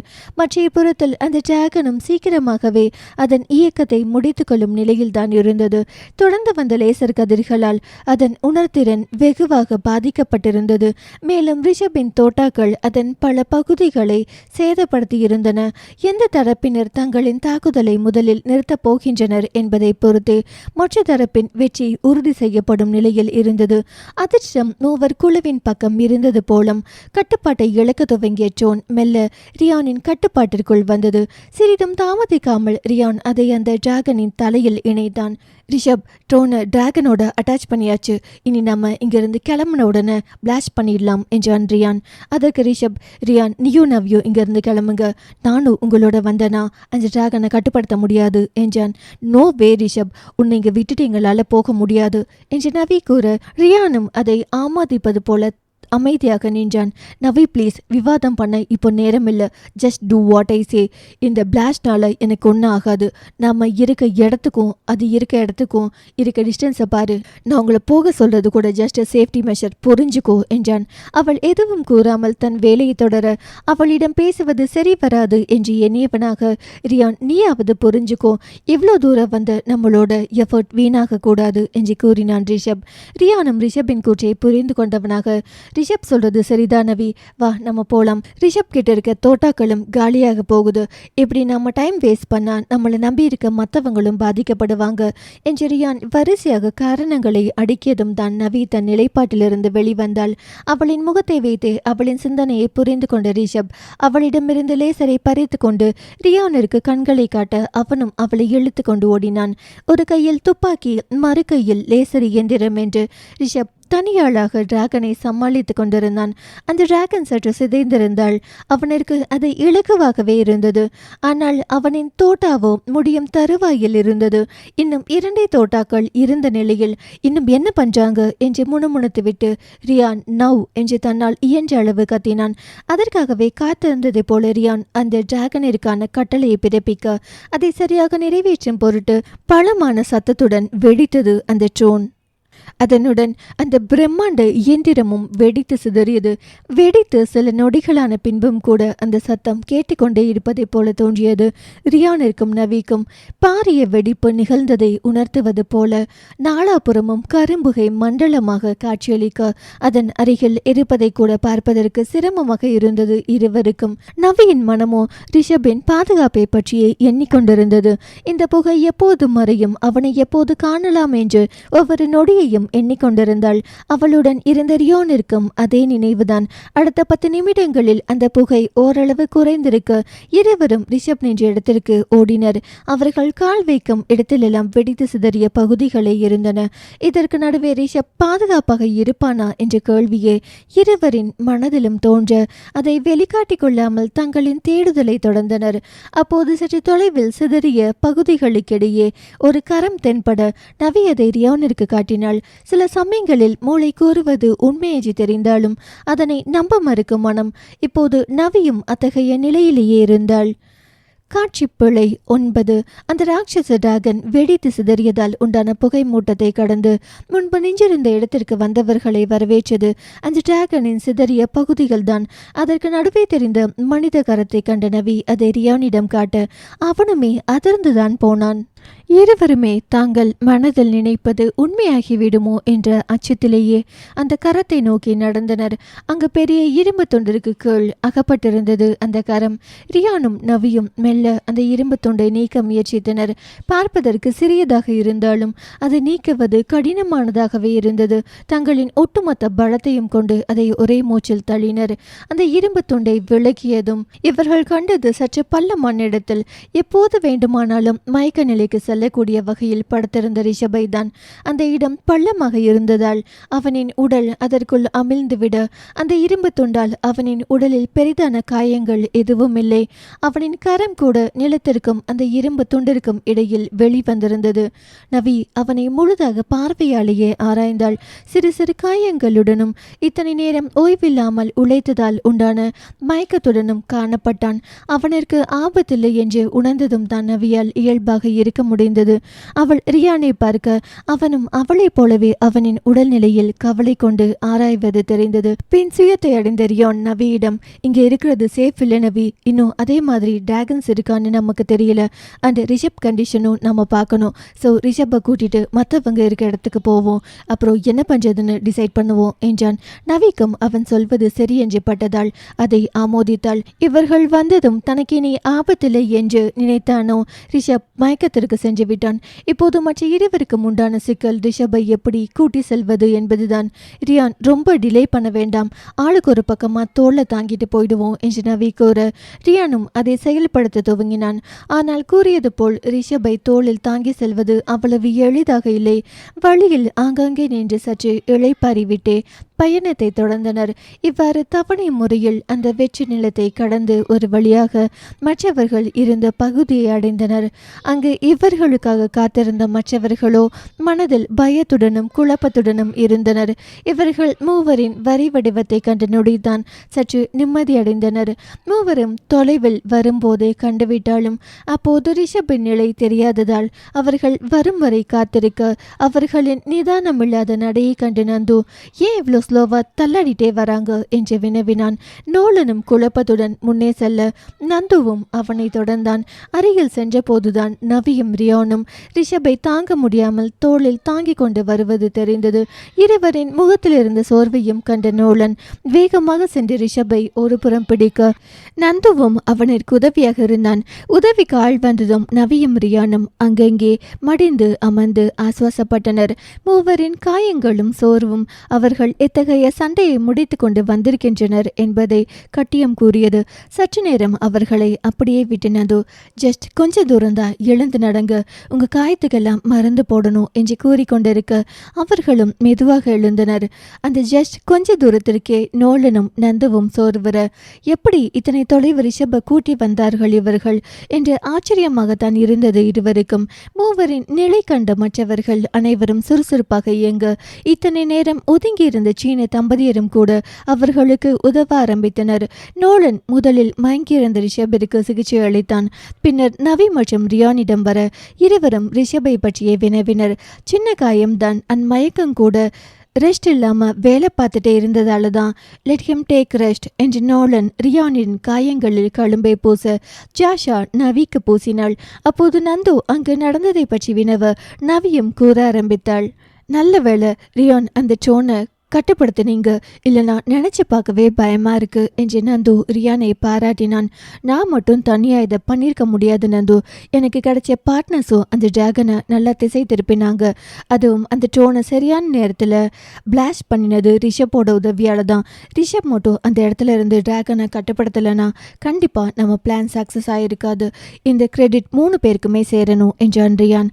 அவனை சிறு புன்னகையுடன் பார்த்தாள் நவி. நவியை பாராட்டுவது பொறுக்காத டோவினாவோ, என்ன இருந்தாலும் ரிஷப்போட பாட் தான் இதில் அதிகம் என்று ஆரம்பிக்க அருகில் இருந்த நந்துவோ, தெரியாம உங்களை பாராட்டிட்டேன்பா என்று அழுத்து கொள்வது போல கூறியவன் டோவினாவின் பக்கம் திரும்பி, கொசு தொல்லை தாங்கல என்றான். அதை கேட்டு மற்றவர்கள் சிரிக்க டோவினா நந்துவை முறைத்து கொண்டிருந்தாள். இவர்களுக்கு ஓய்வு தேவை என்பதால் அந்த இரவை அதே இடத்திலேயே கழிக்க திட்டமிட்டனர் அனைவரும். அதனால் அங்கிருந்த மரங்களில் ஆளுக்கொரு மரத்தில் சாய்ந்து ஓய்வெடுத்தனர். நடுநசியில் நவிக்கு யாரோ ஏதோ பேசுவது போல சத்தம் கேட்க சட்டென்று விழித்து கொண்டாள். அங்கு காற்றின் மெல்லிய ஒளியை தவிர வேறெந்த சத்தமும் கேட்கவில்லை. இவளை தவிர அனைவரும் உறங்கிக் கொண்டிருப்பதை கண்டவள் எங்கிருந்து சத்தம் வந்திருக்கும் என்று குழம்பினாள். அப்போது மெல்லிய முனகல் சத்தம் அவளின் இடப்பக்கத்தில் இருந்து வர வேகமாக திரும்பினாள். ரிஷப் தான் ஏதோ முணுமுணுத்து கொண்டிருந்தான். அதை கண்டவள் வழியில் ரிஷப் தான் முணங்கியிருக்க வேண்டும் என்று எண்ணிக்கொண்டு மெல்ல எழுந்து அவன் அருகே சென்றாள். அவள் கணித்ததைப் போலவே வழியில் தான் முணங்கி கொண்டிருந்தான். அவன் என்ன முணுமுணுக்கிறான் என்பது சரிவர புரியவில்லை என்றாலும் அவன் கூறியதில் அவளுக்கு புரிந்த தண்ணீரை எடுத்து வந்து அவனை பருக செய்தாள். அதன் பின்பு அவன் உறக்கத்திற்கு செல்ல நவியும் தன்னிடம் நோக்கி திரும்பினாள். அப்போது மீண்டும் அவனின் குரல் ஒலித்தது. இம்முறை அவன் கூறுவது நவிக்கு தெளிவாக கேட்டது. நான் தப்பு பண்ணிட்டேன். என்னோட சுயநலத்தால தான் இது நடந்திருக்கு. தாங்க முடியல என்று ரிஷப் உளர நவியோ குழம்பி போனாள். என்ன தப்பு, என்ன சுயநலம் என்று அவள் சிந்திக்க சட்டென்று அவளிற்கு கண்கள் இருட்டி கொண்டு வர கண்களை இறுக்கி மூடி சமாளித்தாள். சில நொடிகள் ஆழ்ந்த மூச்சுக்களை விட்டு சமன்படுத்தி கொண்டவள் கண்களை திறந்து பார்க்கும்போது அவளின் இடத்திலேயே இருந்தாள். சரியாக சொல்ல வேண்டுமென்றால் அப்போதுதான் விழிப்பது போல இருந்தது. குழப்பத்திற்கு மேல் குழப்பமாக இருக்க தலையில் கை வைத்து அமர்ந்து விட்டாள் நவி. எல்லாமே கனவா? எதுக்கு இப்படி ஒரு கனவு வரணும்? அதுல கூட ரிஷப் ஏதோ சொன்னானே, நான் கூட ஷாக் ஆனேனே என்று யோசித்தவளால் எவ்வளவு முயற்சித்தும் ரிஷப் கூறியதை மீண்டும் நினைவிற்கு கொண்டு வர முடியவில்லை. அவளின் யோசனையை தடுப்பது போல மீண்டும் முனகல் சத்தம் கேட்டது.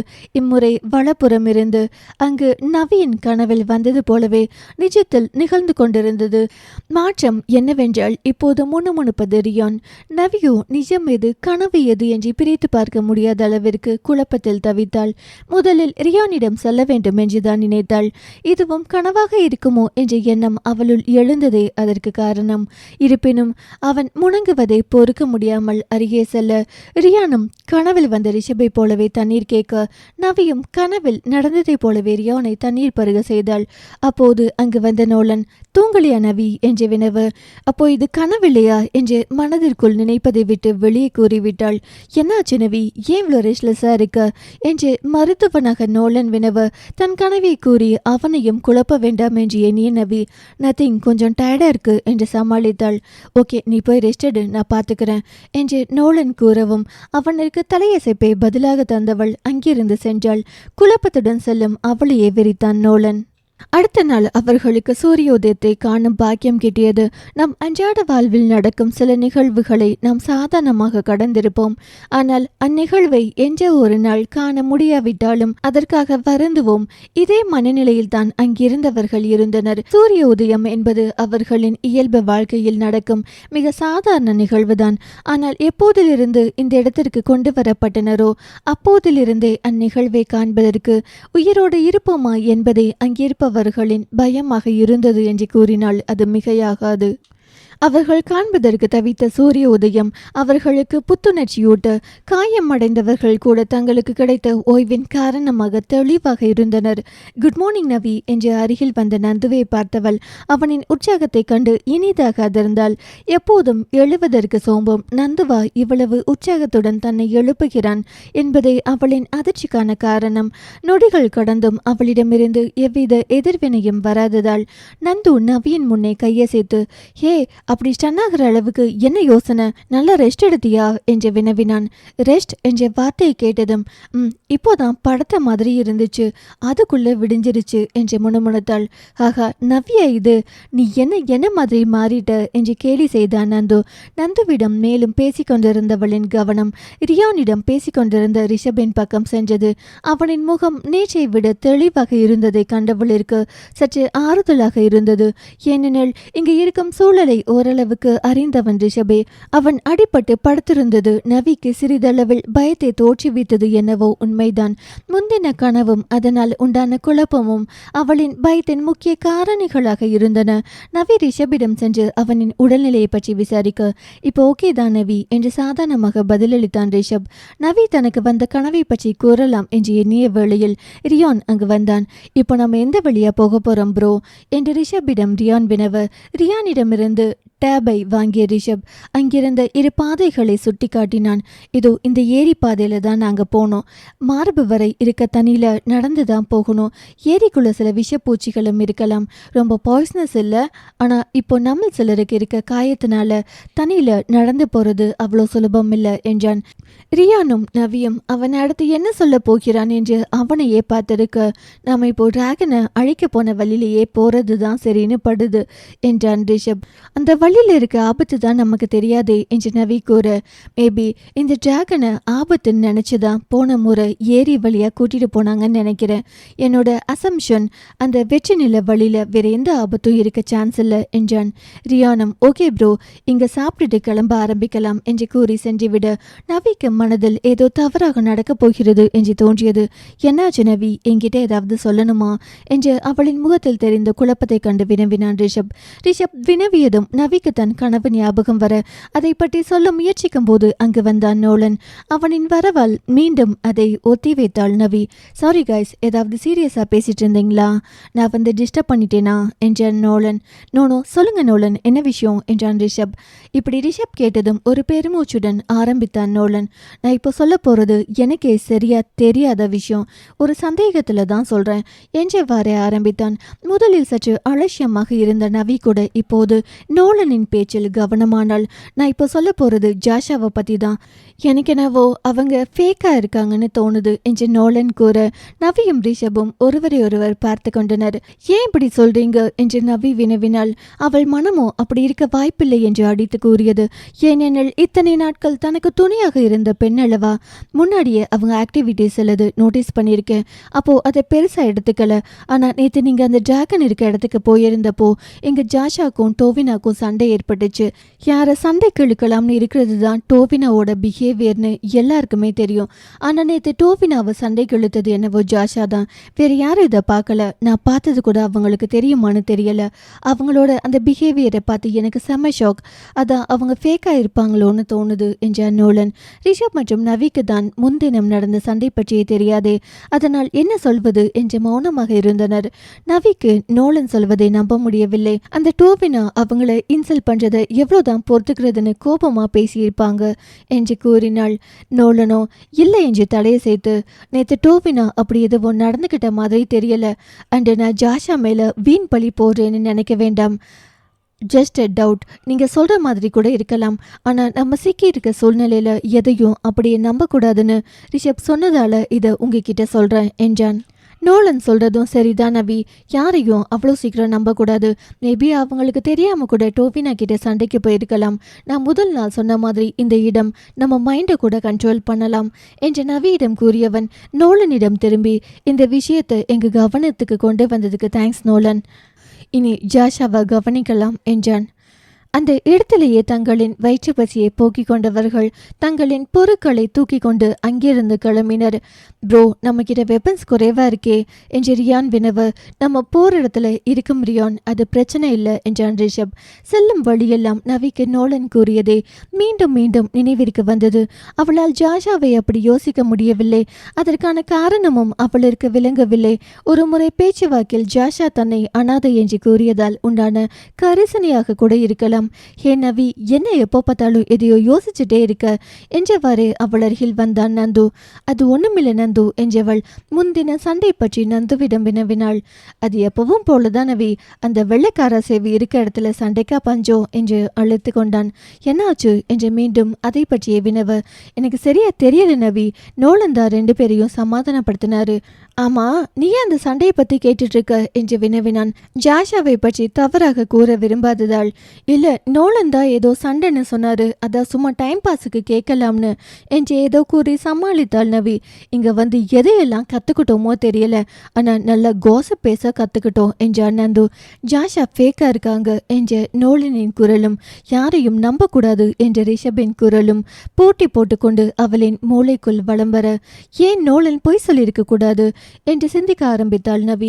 நந்து கூறியது போலவே கோசப்பாக வெளியே பகிராவிட்டாலும் ஒவ்வொருவரும் மற்றவரை பற்றி சிந்தித்தபடியே அந்த வெற்றி நிலத்தை கடந்தனர். அந்த வெற்றி நிலத்தின் எல்லையில் நீண்டதொரு பாலைவனம் துவங்கியது. அதை கண்டவர்களுக்கு அதிர்ச்சிதான். இப்படி ஒரு டெசர்ட் இருக்குன்னு மேப்ல இருக்கா என்று நவி ரிஷபிடம் வினவ, அவனோ இல்லை என்று தலையசைத்தான்.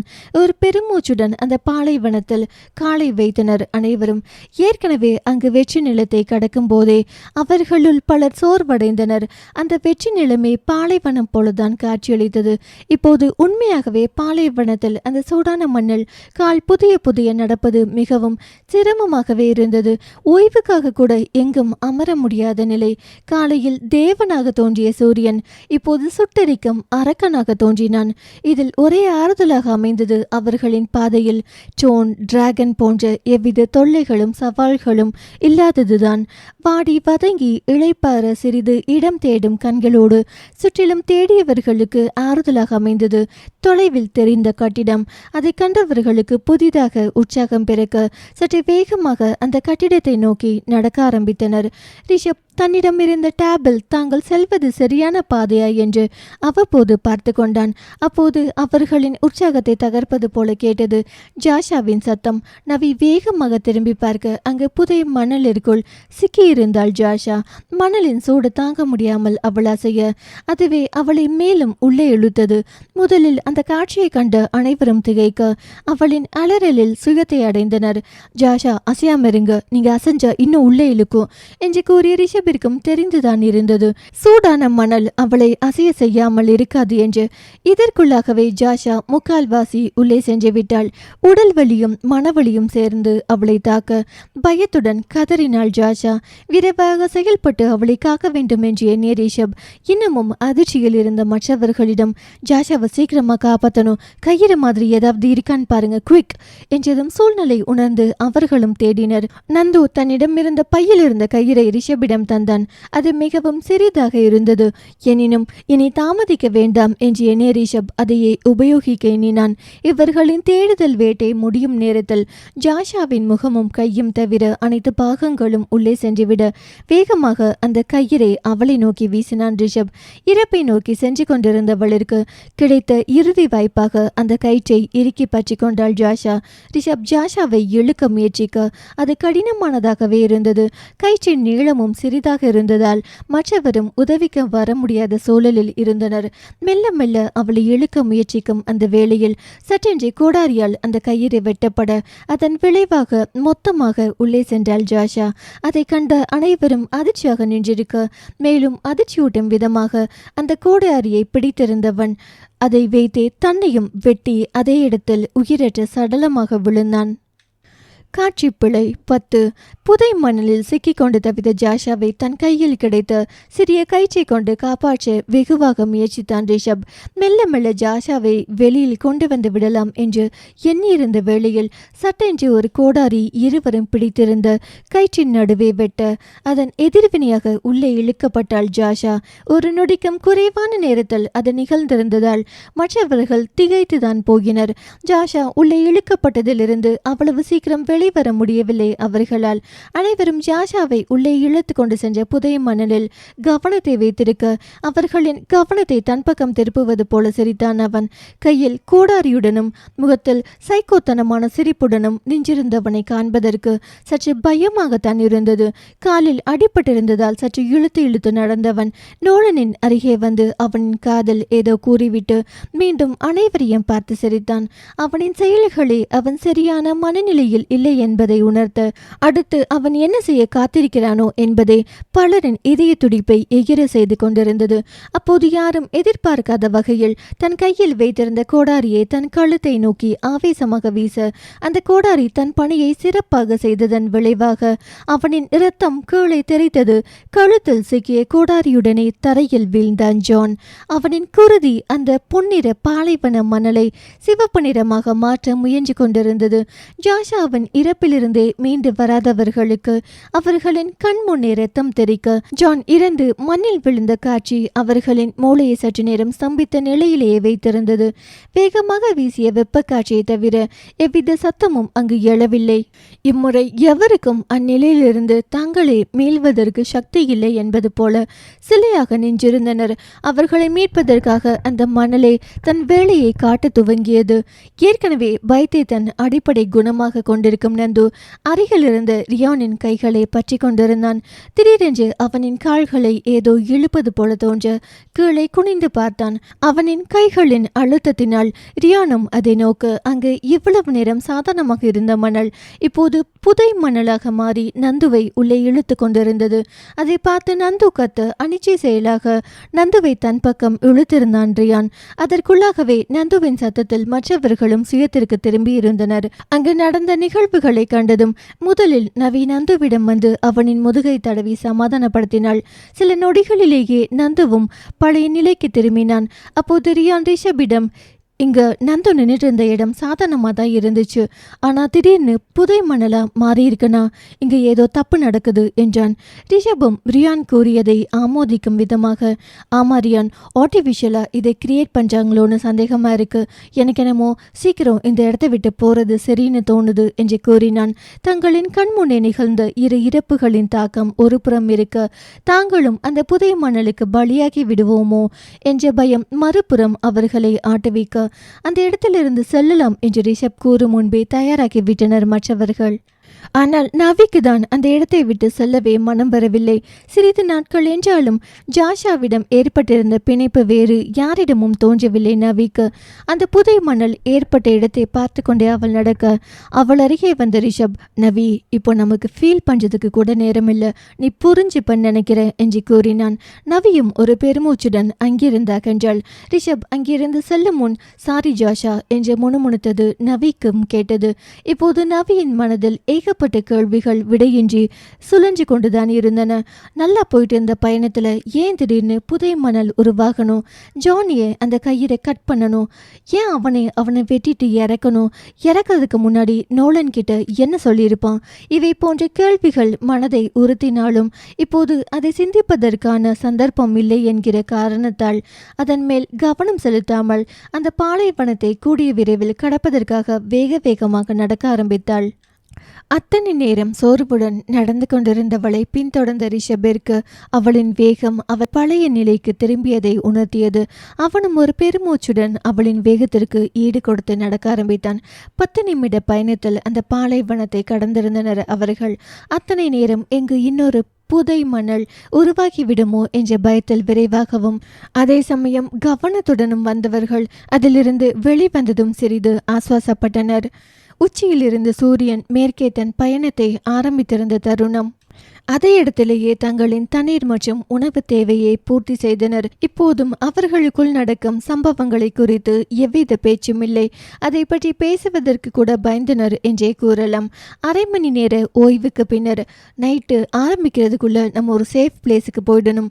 ஸோ நம்ம இப்போவே கிளம்புனாதான் சரியா இருக்கும் என்று ரிஷப் கூற, மற்றவர்களுக்கு எழுந்து நடக்கவே சக்தி இல்லை. என்ன திரும்ப நடக்கணுமா பாஸ்? என்னால் சுத்தமாக முடியலை, நேற்று மாதிரியே இங்கேயே கூட நைட்டை ஸ்டே பண்ணிப்போம் என்றான் நந்து. நோ நந்து, இந்த இடம் ஓரளவுக்கு நமக்கு பரிச்சயமாக இருந்துச்சு. அதுவும் அங்கிருந்த ஆபத்தை அழிச்சதுக்கு அப்புறம் தான் அங்கே ஸ்டே பண்ணோம். ஆனால் இந்த இடத்துல என்ன ஆபத்து இருக்குன்னு நமக்கு தெரியாது. ஸோ இங்கேயே தங்குறது பேட் ஐடியா என்றான் ரிஷப். அதை கேட்ட அனைவரும் உடனே எழுந்து நடக்க ஆரம்பித்தனர்.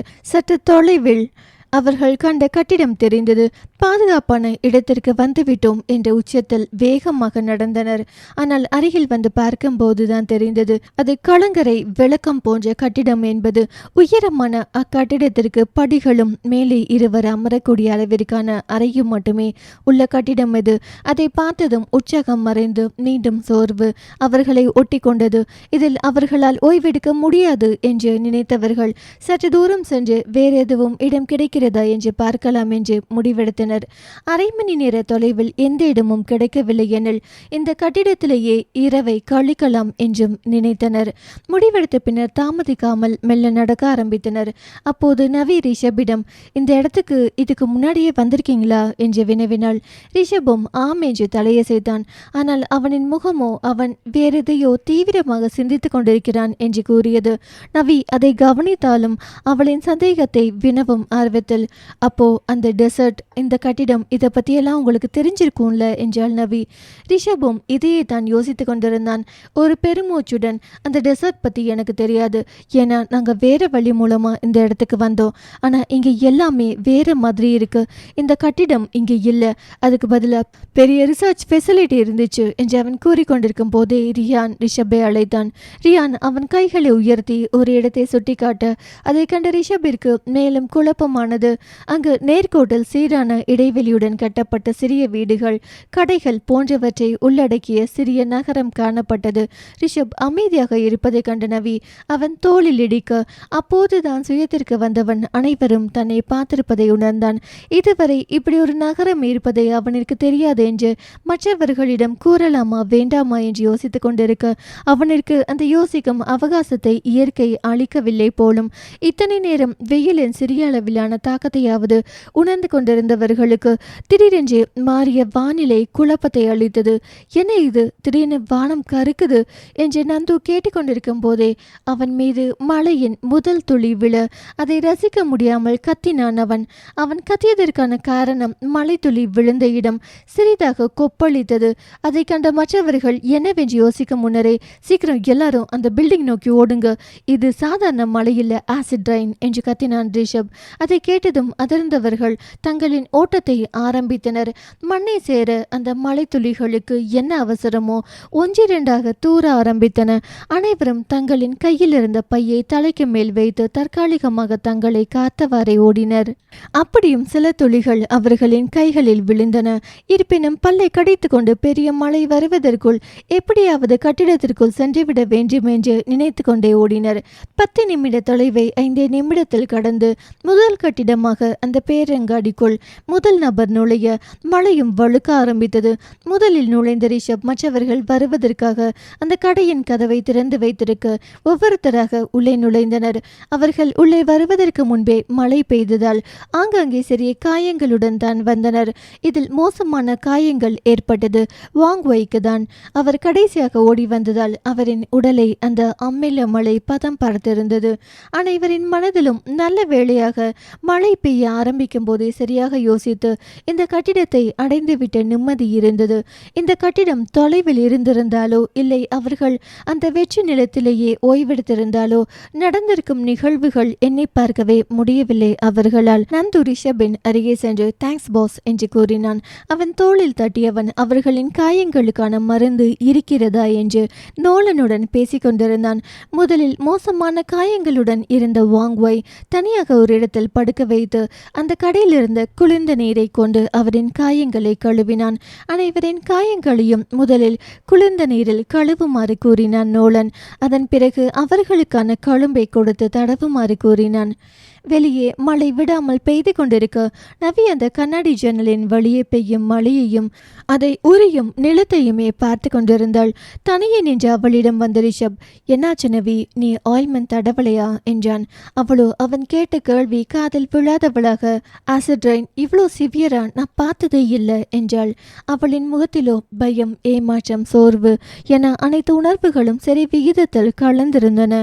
இதுவரை அவளிடம் பயத்தை வெளிப்படையாக கண்டிராததால் அவளை யோசனையுடன் பார்த்து கொண்டே, நம்ம நார்மல் உலகத்தில் பெய்கிற ஆசிட் ரெயினில் இருக்க ஆசிடோட கான்சன்ட்ரேஷனை விட இங்கே ரொம்பவே அதிகம், அதான் மழை பட்டதும் உடனே உடம்புல காயங்கள் ஏற்பட ஆரம்பிச்சிருது என்றவன் அவளை நோக்கி திரும்பி, நீ ஏன் ஒரு மாதிரி இருக்க, அந்த காயங்கள் ரொம்ப எரிச்சலாக இருக்கா என்று வினவினான். இல்லை, எனக்கு மழை நான் ரொம்ப பிடிக்கும், அதில் நினைக்கும் போது இருக்க சுகமே தனி, அதுவும் மழை வரும்போது இருக்க மண் வாசனை நுகர அவ்வளோ பிடிக்கும். ஆனால் இப்போது இப்படி அமில மழையை பார்க்கும்போது கஷ்டமாக இருக்குது. ஸ்கூலில் படிக்கும் போதும் நியூஸில் இதை பற்றி விளக்கும் போதும் சாதாரணமாக கடந்து போன என்னால் அதை நேரில் பார்க்கும் போதும் அனுபவிக்கும் போதும் தாங்க முடியலை.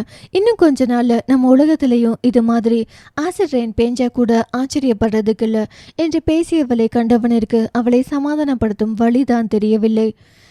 உண்மைதான். ஆனால் இதுக்காக சயின்டிஸ்ட் ஒர்க் பண்ணிட்டு இருக்காங்க. எப்படி இந்த ஆசிட் ரெயின்லேருந்து மக்களை காப்பாற்றுறதுன்னு என்று ரிஷப் கூறும்போது இடைவேட்டியவள், அந்த சயின்ஸும் தான் இதுக்கு ஒரு காரணம்னு சொல்கிறேன். எப்போ மனிதன் தன் பேராசைகளை சயின்ஸ் மூலமாக நிறைவேற்றிக்க ஆரம்பித்தானோ அப்போவே இந்த இயற்கையை விட்டு விலக ஆரம்பிச்சிட்டான். ஏதோ இப்போ தானே கடவுளாக இருக்கணும்னு ஆசைப்படுறான். நமக்கு முன்னாடி ஜென்ரேஷன் பண்ணதுக்கு நாம் அனுபவிக்கிறோம். நாம் பண்ணின தப்புக்காக நமக்கு அடுத்து வர ஜென்ரேஷன் அனுபவிப்பாங்க என்றாள் நவி. அவளின் கூற்றுகள் உண்மையாக இருந்ததால் ரிஷப் எதுவும் பேசாமல் மௌனமாக இருந்தான்.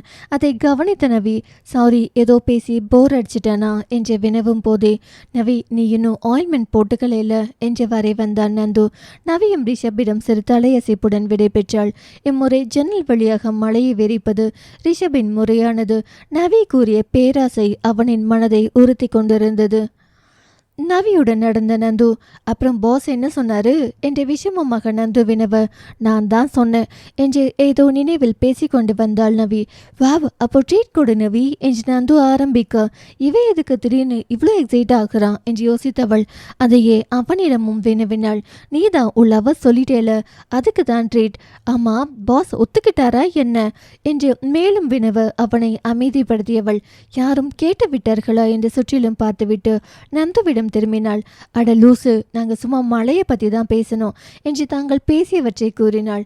இதைத்தான் பேசுனீங்களா என்று தலையில் அடித்து கொண்டான். ஏனதோ நீ தானே இப்போ இருக்க சுச்சுவேஷனில் இந்த லவ் இன்ஃபாக்சுவேஷன் எல்லாம் வேணாம்னு சொன்னேன். நானும் நீ மெச்சூர்ட் ஆகிட்டேன்னு சந்தோஷப்பட்டேன். அப்புறம் தான் நானும் இதை பற்றி இப்போ யோசிக்க போகிறதில்லன்னு தள்ளி போட்டேன்ல என்றாள் நவி. நானும் அப்படியெல்லாம் சொன்னேன் என்று முணுமுணுத்தான் நந்து. அவனின் முணுமுணுப்பை பெரிதாக எடுத்துக்கொள்ளவில்லை நவி.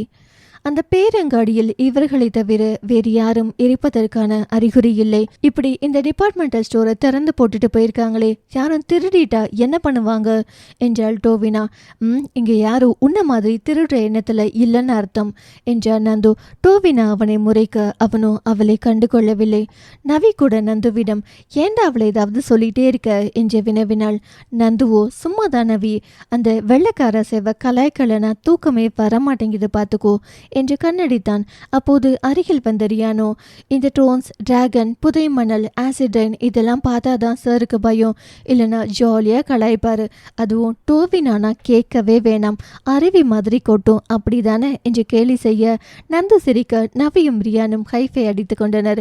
இப்படியே அவர்கள் பேசிக்கொண்டிருக்க சற்று நேரத்திலேயே மழையும் குறைய ஆரம்பித்தது. எனினும் மழை முற்றிலுமாக நிற்கும் வரையில் வெளியே செல்ல முடியாததால் அங்கேயே அமர்ந்து தங்களின் பேச்சை தொடர்ந்தனர். இப்போது அவர்களின் பேச்சு ஜாஷா மற்றும் ஜானின் இறப்பில் வந்து நின்றது. அந்த நொடிக்கு முன்னர் வரை தங்கள் பெரிய கண்டத்திலிருந்து தப்பித்து வந்ததை பெரிதாக இருந்ததால் ஜாஷா மற்றும் ஜானின் நினைவு வரவில்லை என்பதை உண்மை. அவர்களின் நினைவு வந்த போதோ ஜாஷாவுக்காக அனைவரும் வருந்தினர். அதனுடன் ஜானின் திடீர் மாற்றத்தை எண்ணியும் குழம்பினர். ரியான் தான் அதை ஆரம்பித்தான். ஜான் இப்படி பண்ணுவான்னு நினைக்கல, அப்படி என்ன வன்மமோ என்று ரியான் கூற, அடிபட்டு வந்தப்போ கூட நல்லா தான் இருந்த மாதிரி இருந்துச்சு, நானும் திருந்திட்டானோன்னு நினைச்சேன் என்றான் நந்து. இப்படியே ஒவ்வொருவரும் ஒவ்வொன்றை கூற, அவனை அந்த பில்டிங்லேயே விட்டுட்டு வந்திருக்கணும், அவனையும் ஒரு ஆளாக மதிச்சு அவனுக்காக பார்த்து பார்த்து செஞ்சா இப்படி அவன் புத்தியை காட்டிட்டான் என்று ஷாங் மின் ரிஷபை குற்றம் சாட்டும் விதத்தில் கூற, விவாதம் செல்லும் பாதை மாறியதை அறிந்த ரியான் அதை மாற்றிவிட்டான். ப்ரோ, ஜானோட அந்த பிஹேவியருக்கு காரணம் என்ன என்று ரிஷபிடம் வினவினான். நானும் அதை தான் யோசிச்சுட்டு இருக்கேன் ரியான். மேபி ஜானோட மூளையை ஹேக் பண்ணி இப்படி நடந்துக்க வச்சிருக்கலாம் என்றான் ரிஷப். பிரெயின் ஹேக்கிங்கா என்று அதிர்ந்து பார்த்தான் நந்து. அப்போது நோலன் மழை நின்றுடுச்சு போல என்று கூறினான். அனைவரும் அவனின் குரலில் கடைந்தவர்கள் வெளியே பார்க்க முற்றிலுமாக மழை குறைந்திருந்தது. இரவு நேரம் நெருங்கியதால் வெளிச்சமும் குறைந்திருந்தது. இந்த கடையில் சுவிட்ச் எங்கே இருக்குன்னு தெரியலையே என்றவாறே எழுந்தான் நந்து. ஆளுக்கு ஒரு புறம் விளக்கிற்கான சொடுக்கியை தேடியபடி சென்றனர். நந்துவும் நவியும் பணம் செலுத்தும் இடத்திற்கு அருகே தேடிக்கொண்டிருந்தனர். அந்த இடம் நுழைவு வாயிலிற்கு அருகே இருந்தது. அப்போது மறுபுறம் சென்ற டோவினா, நான் கண்டுபிடிச்சிட்டேன் என்று கத்தியவாறே அங்கிருந்த அனைத்து சொடுக்கிகளையும் சொடுக்க அடுத்த நொடி அங்கிருந்த அனைத்து விளக்குகளும் ஒளிர ஆரம்பித்தன. அப்போது அந்த பணம் செலுத்தும் இடத்தில் இருந்த மேஜைக்கடியே சொடுக்கிகள் இருக்கின்றனவா என்று தேடிக்கொண்டிருந்த நந்து டோவினாவின் குரலை கேட்டதும் எழும்ப, அதே நேரம் அவனுக்கு மேலிருந்த விளக்கு ஒளிர அவன் முகத்திற்கு வெகு அருகில் இருந்தவரை பார்த்து பயத்தில் கத்தியபடி கீழே விழுந்தான்.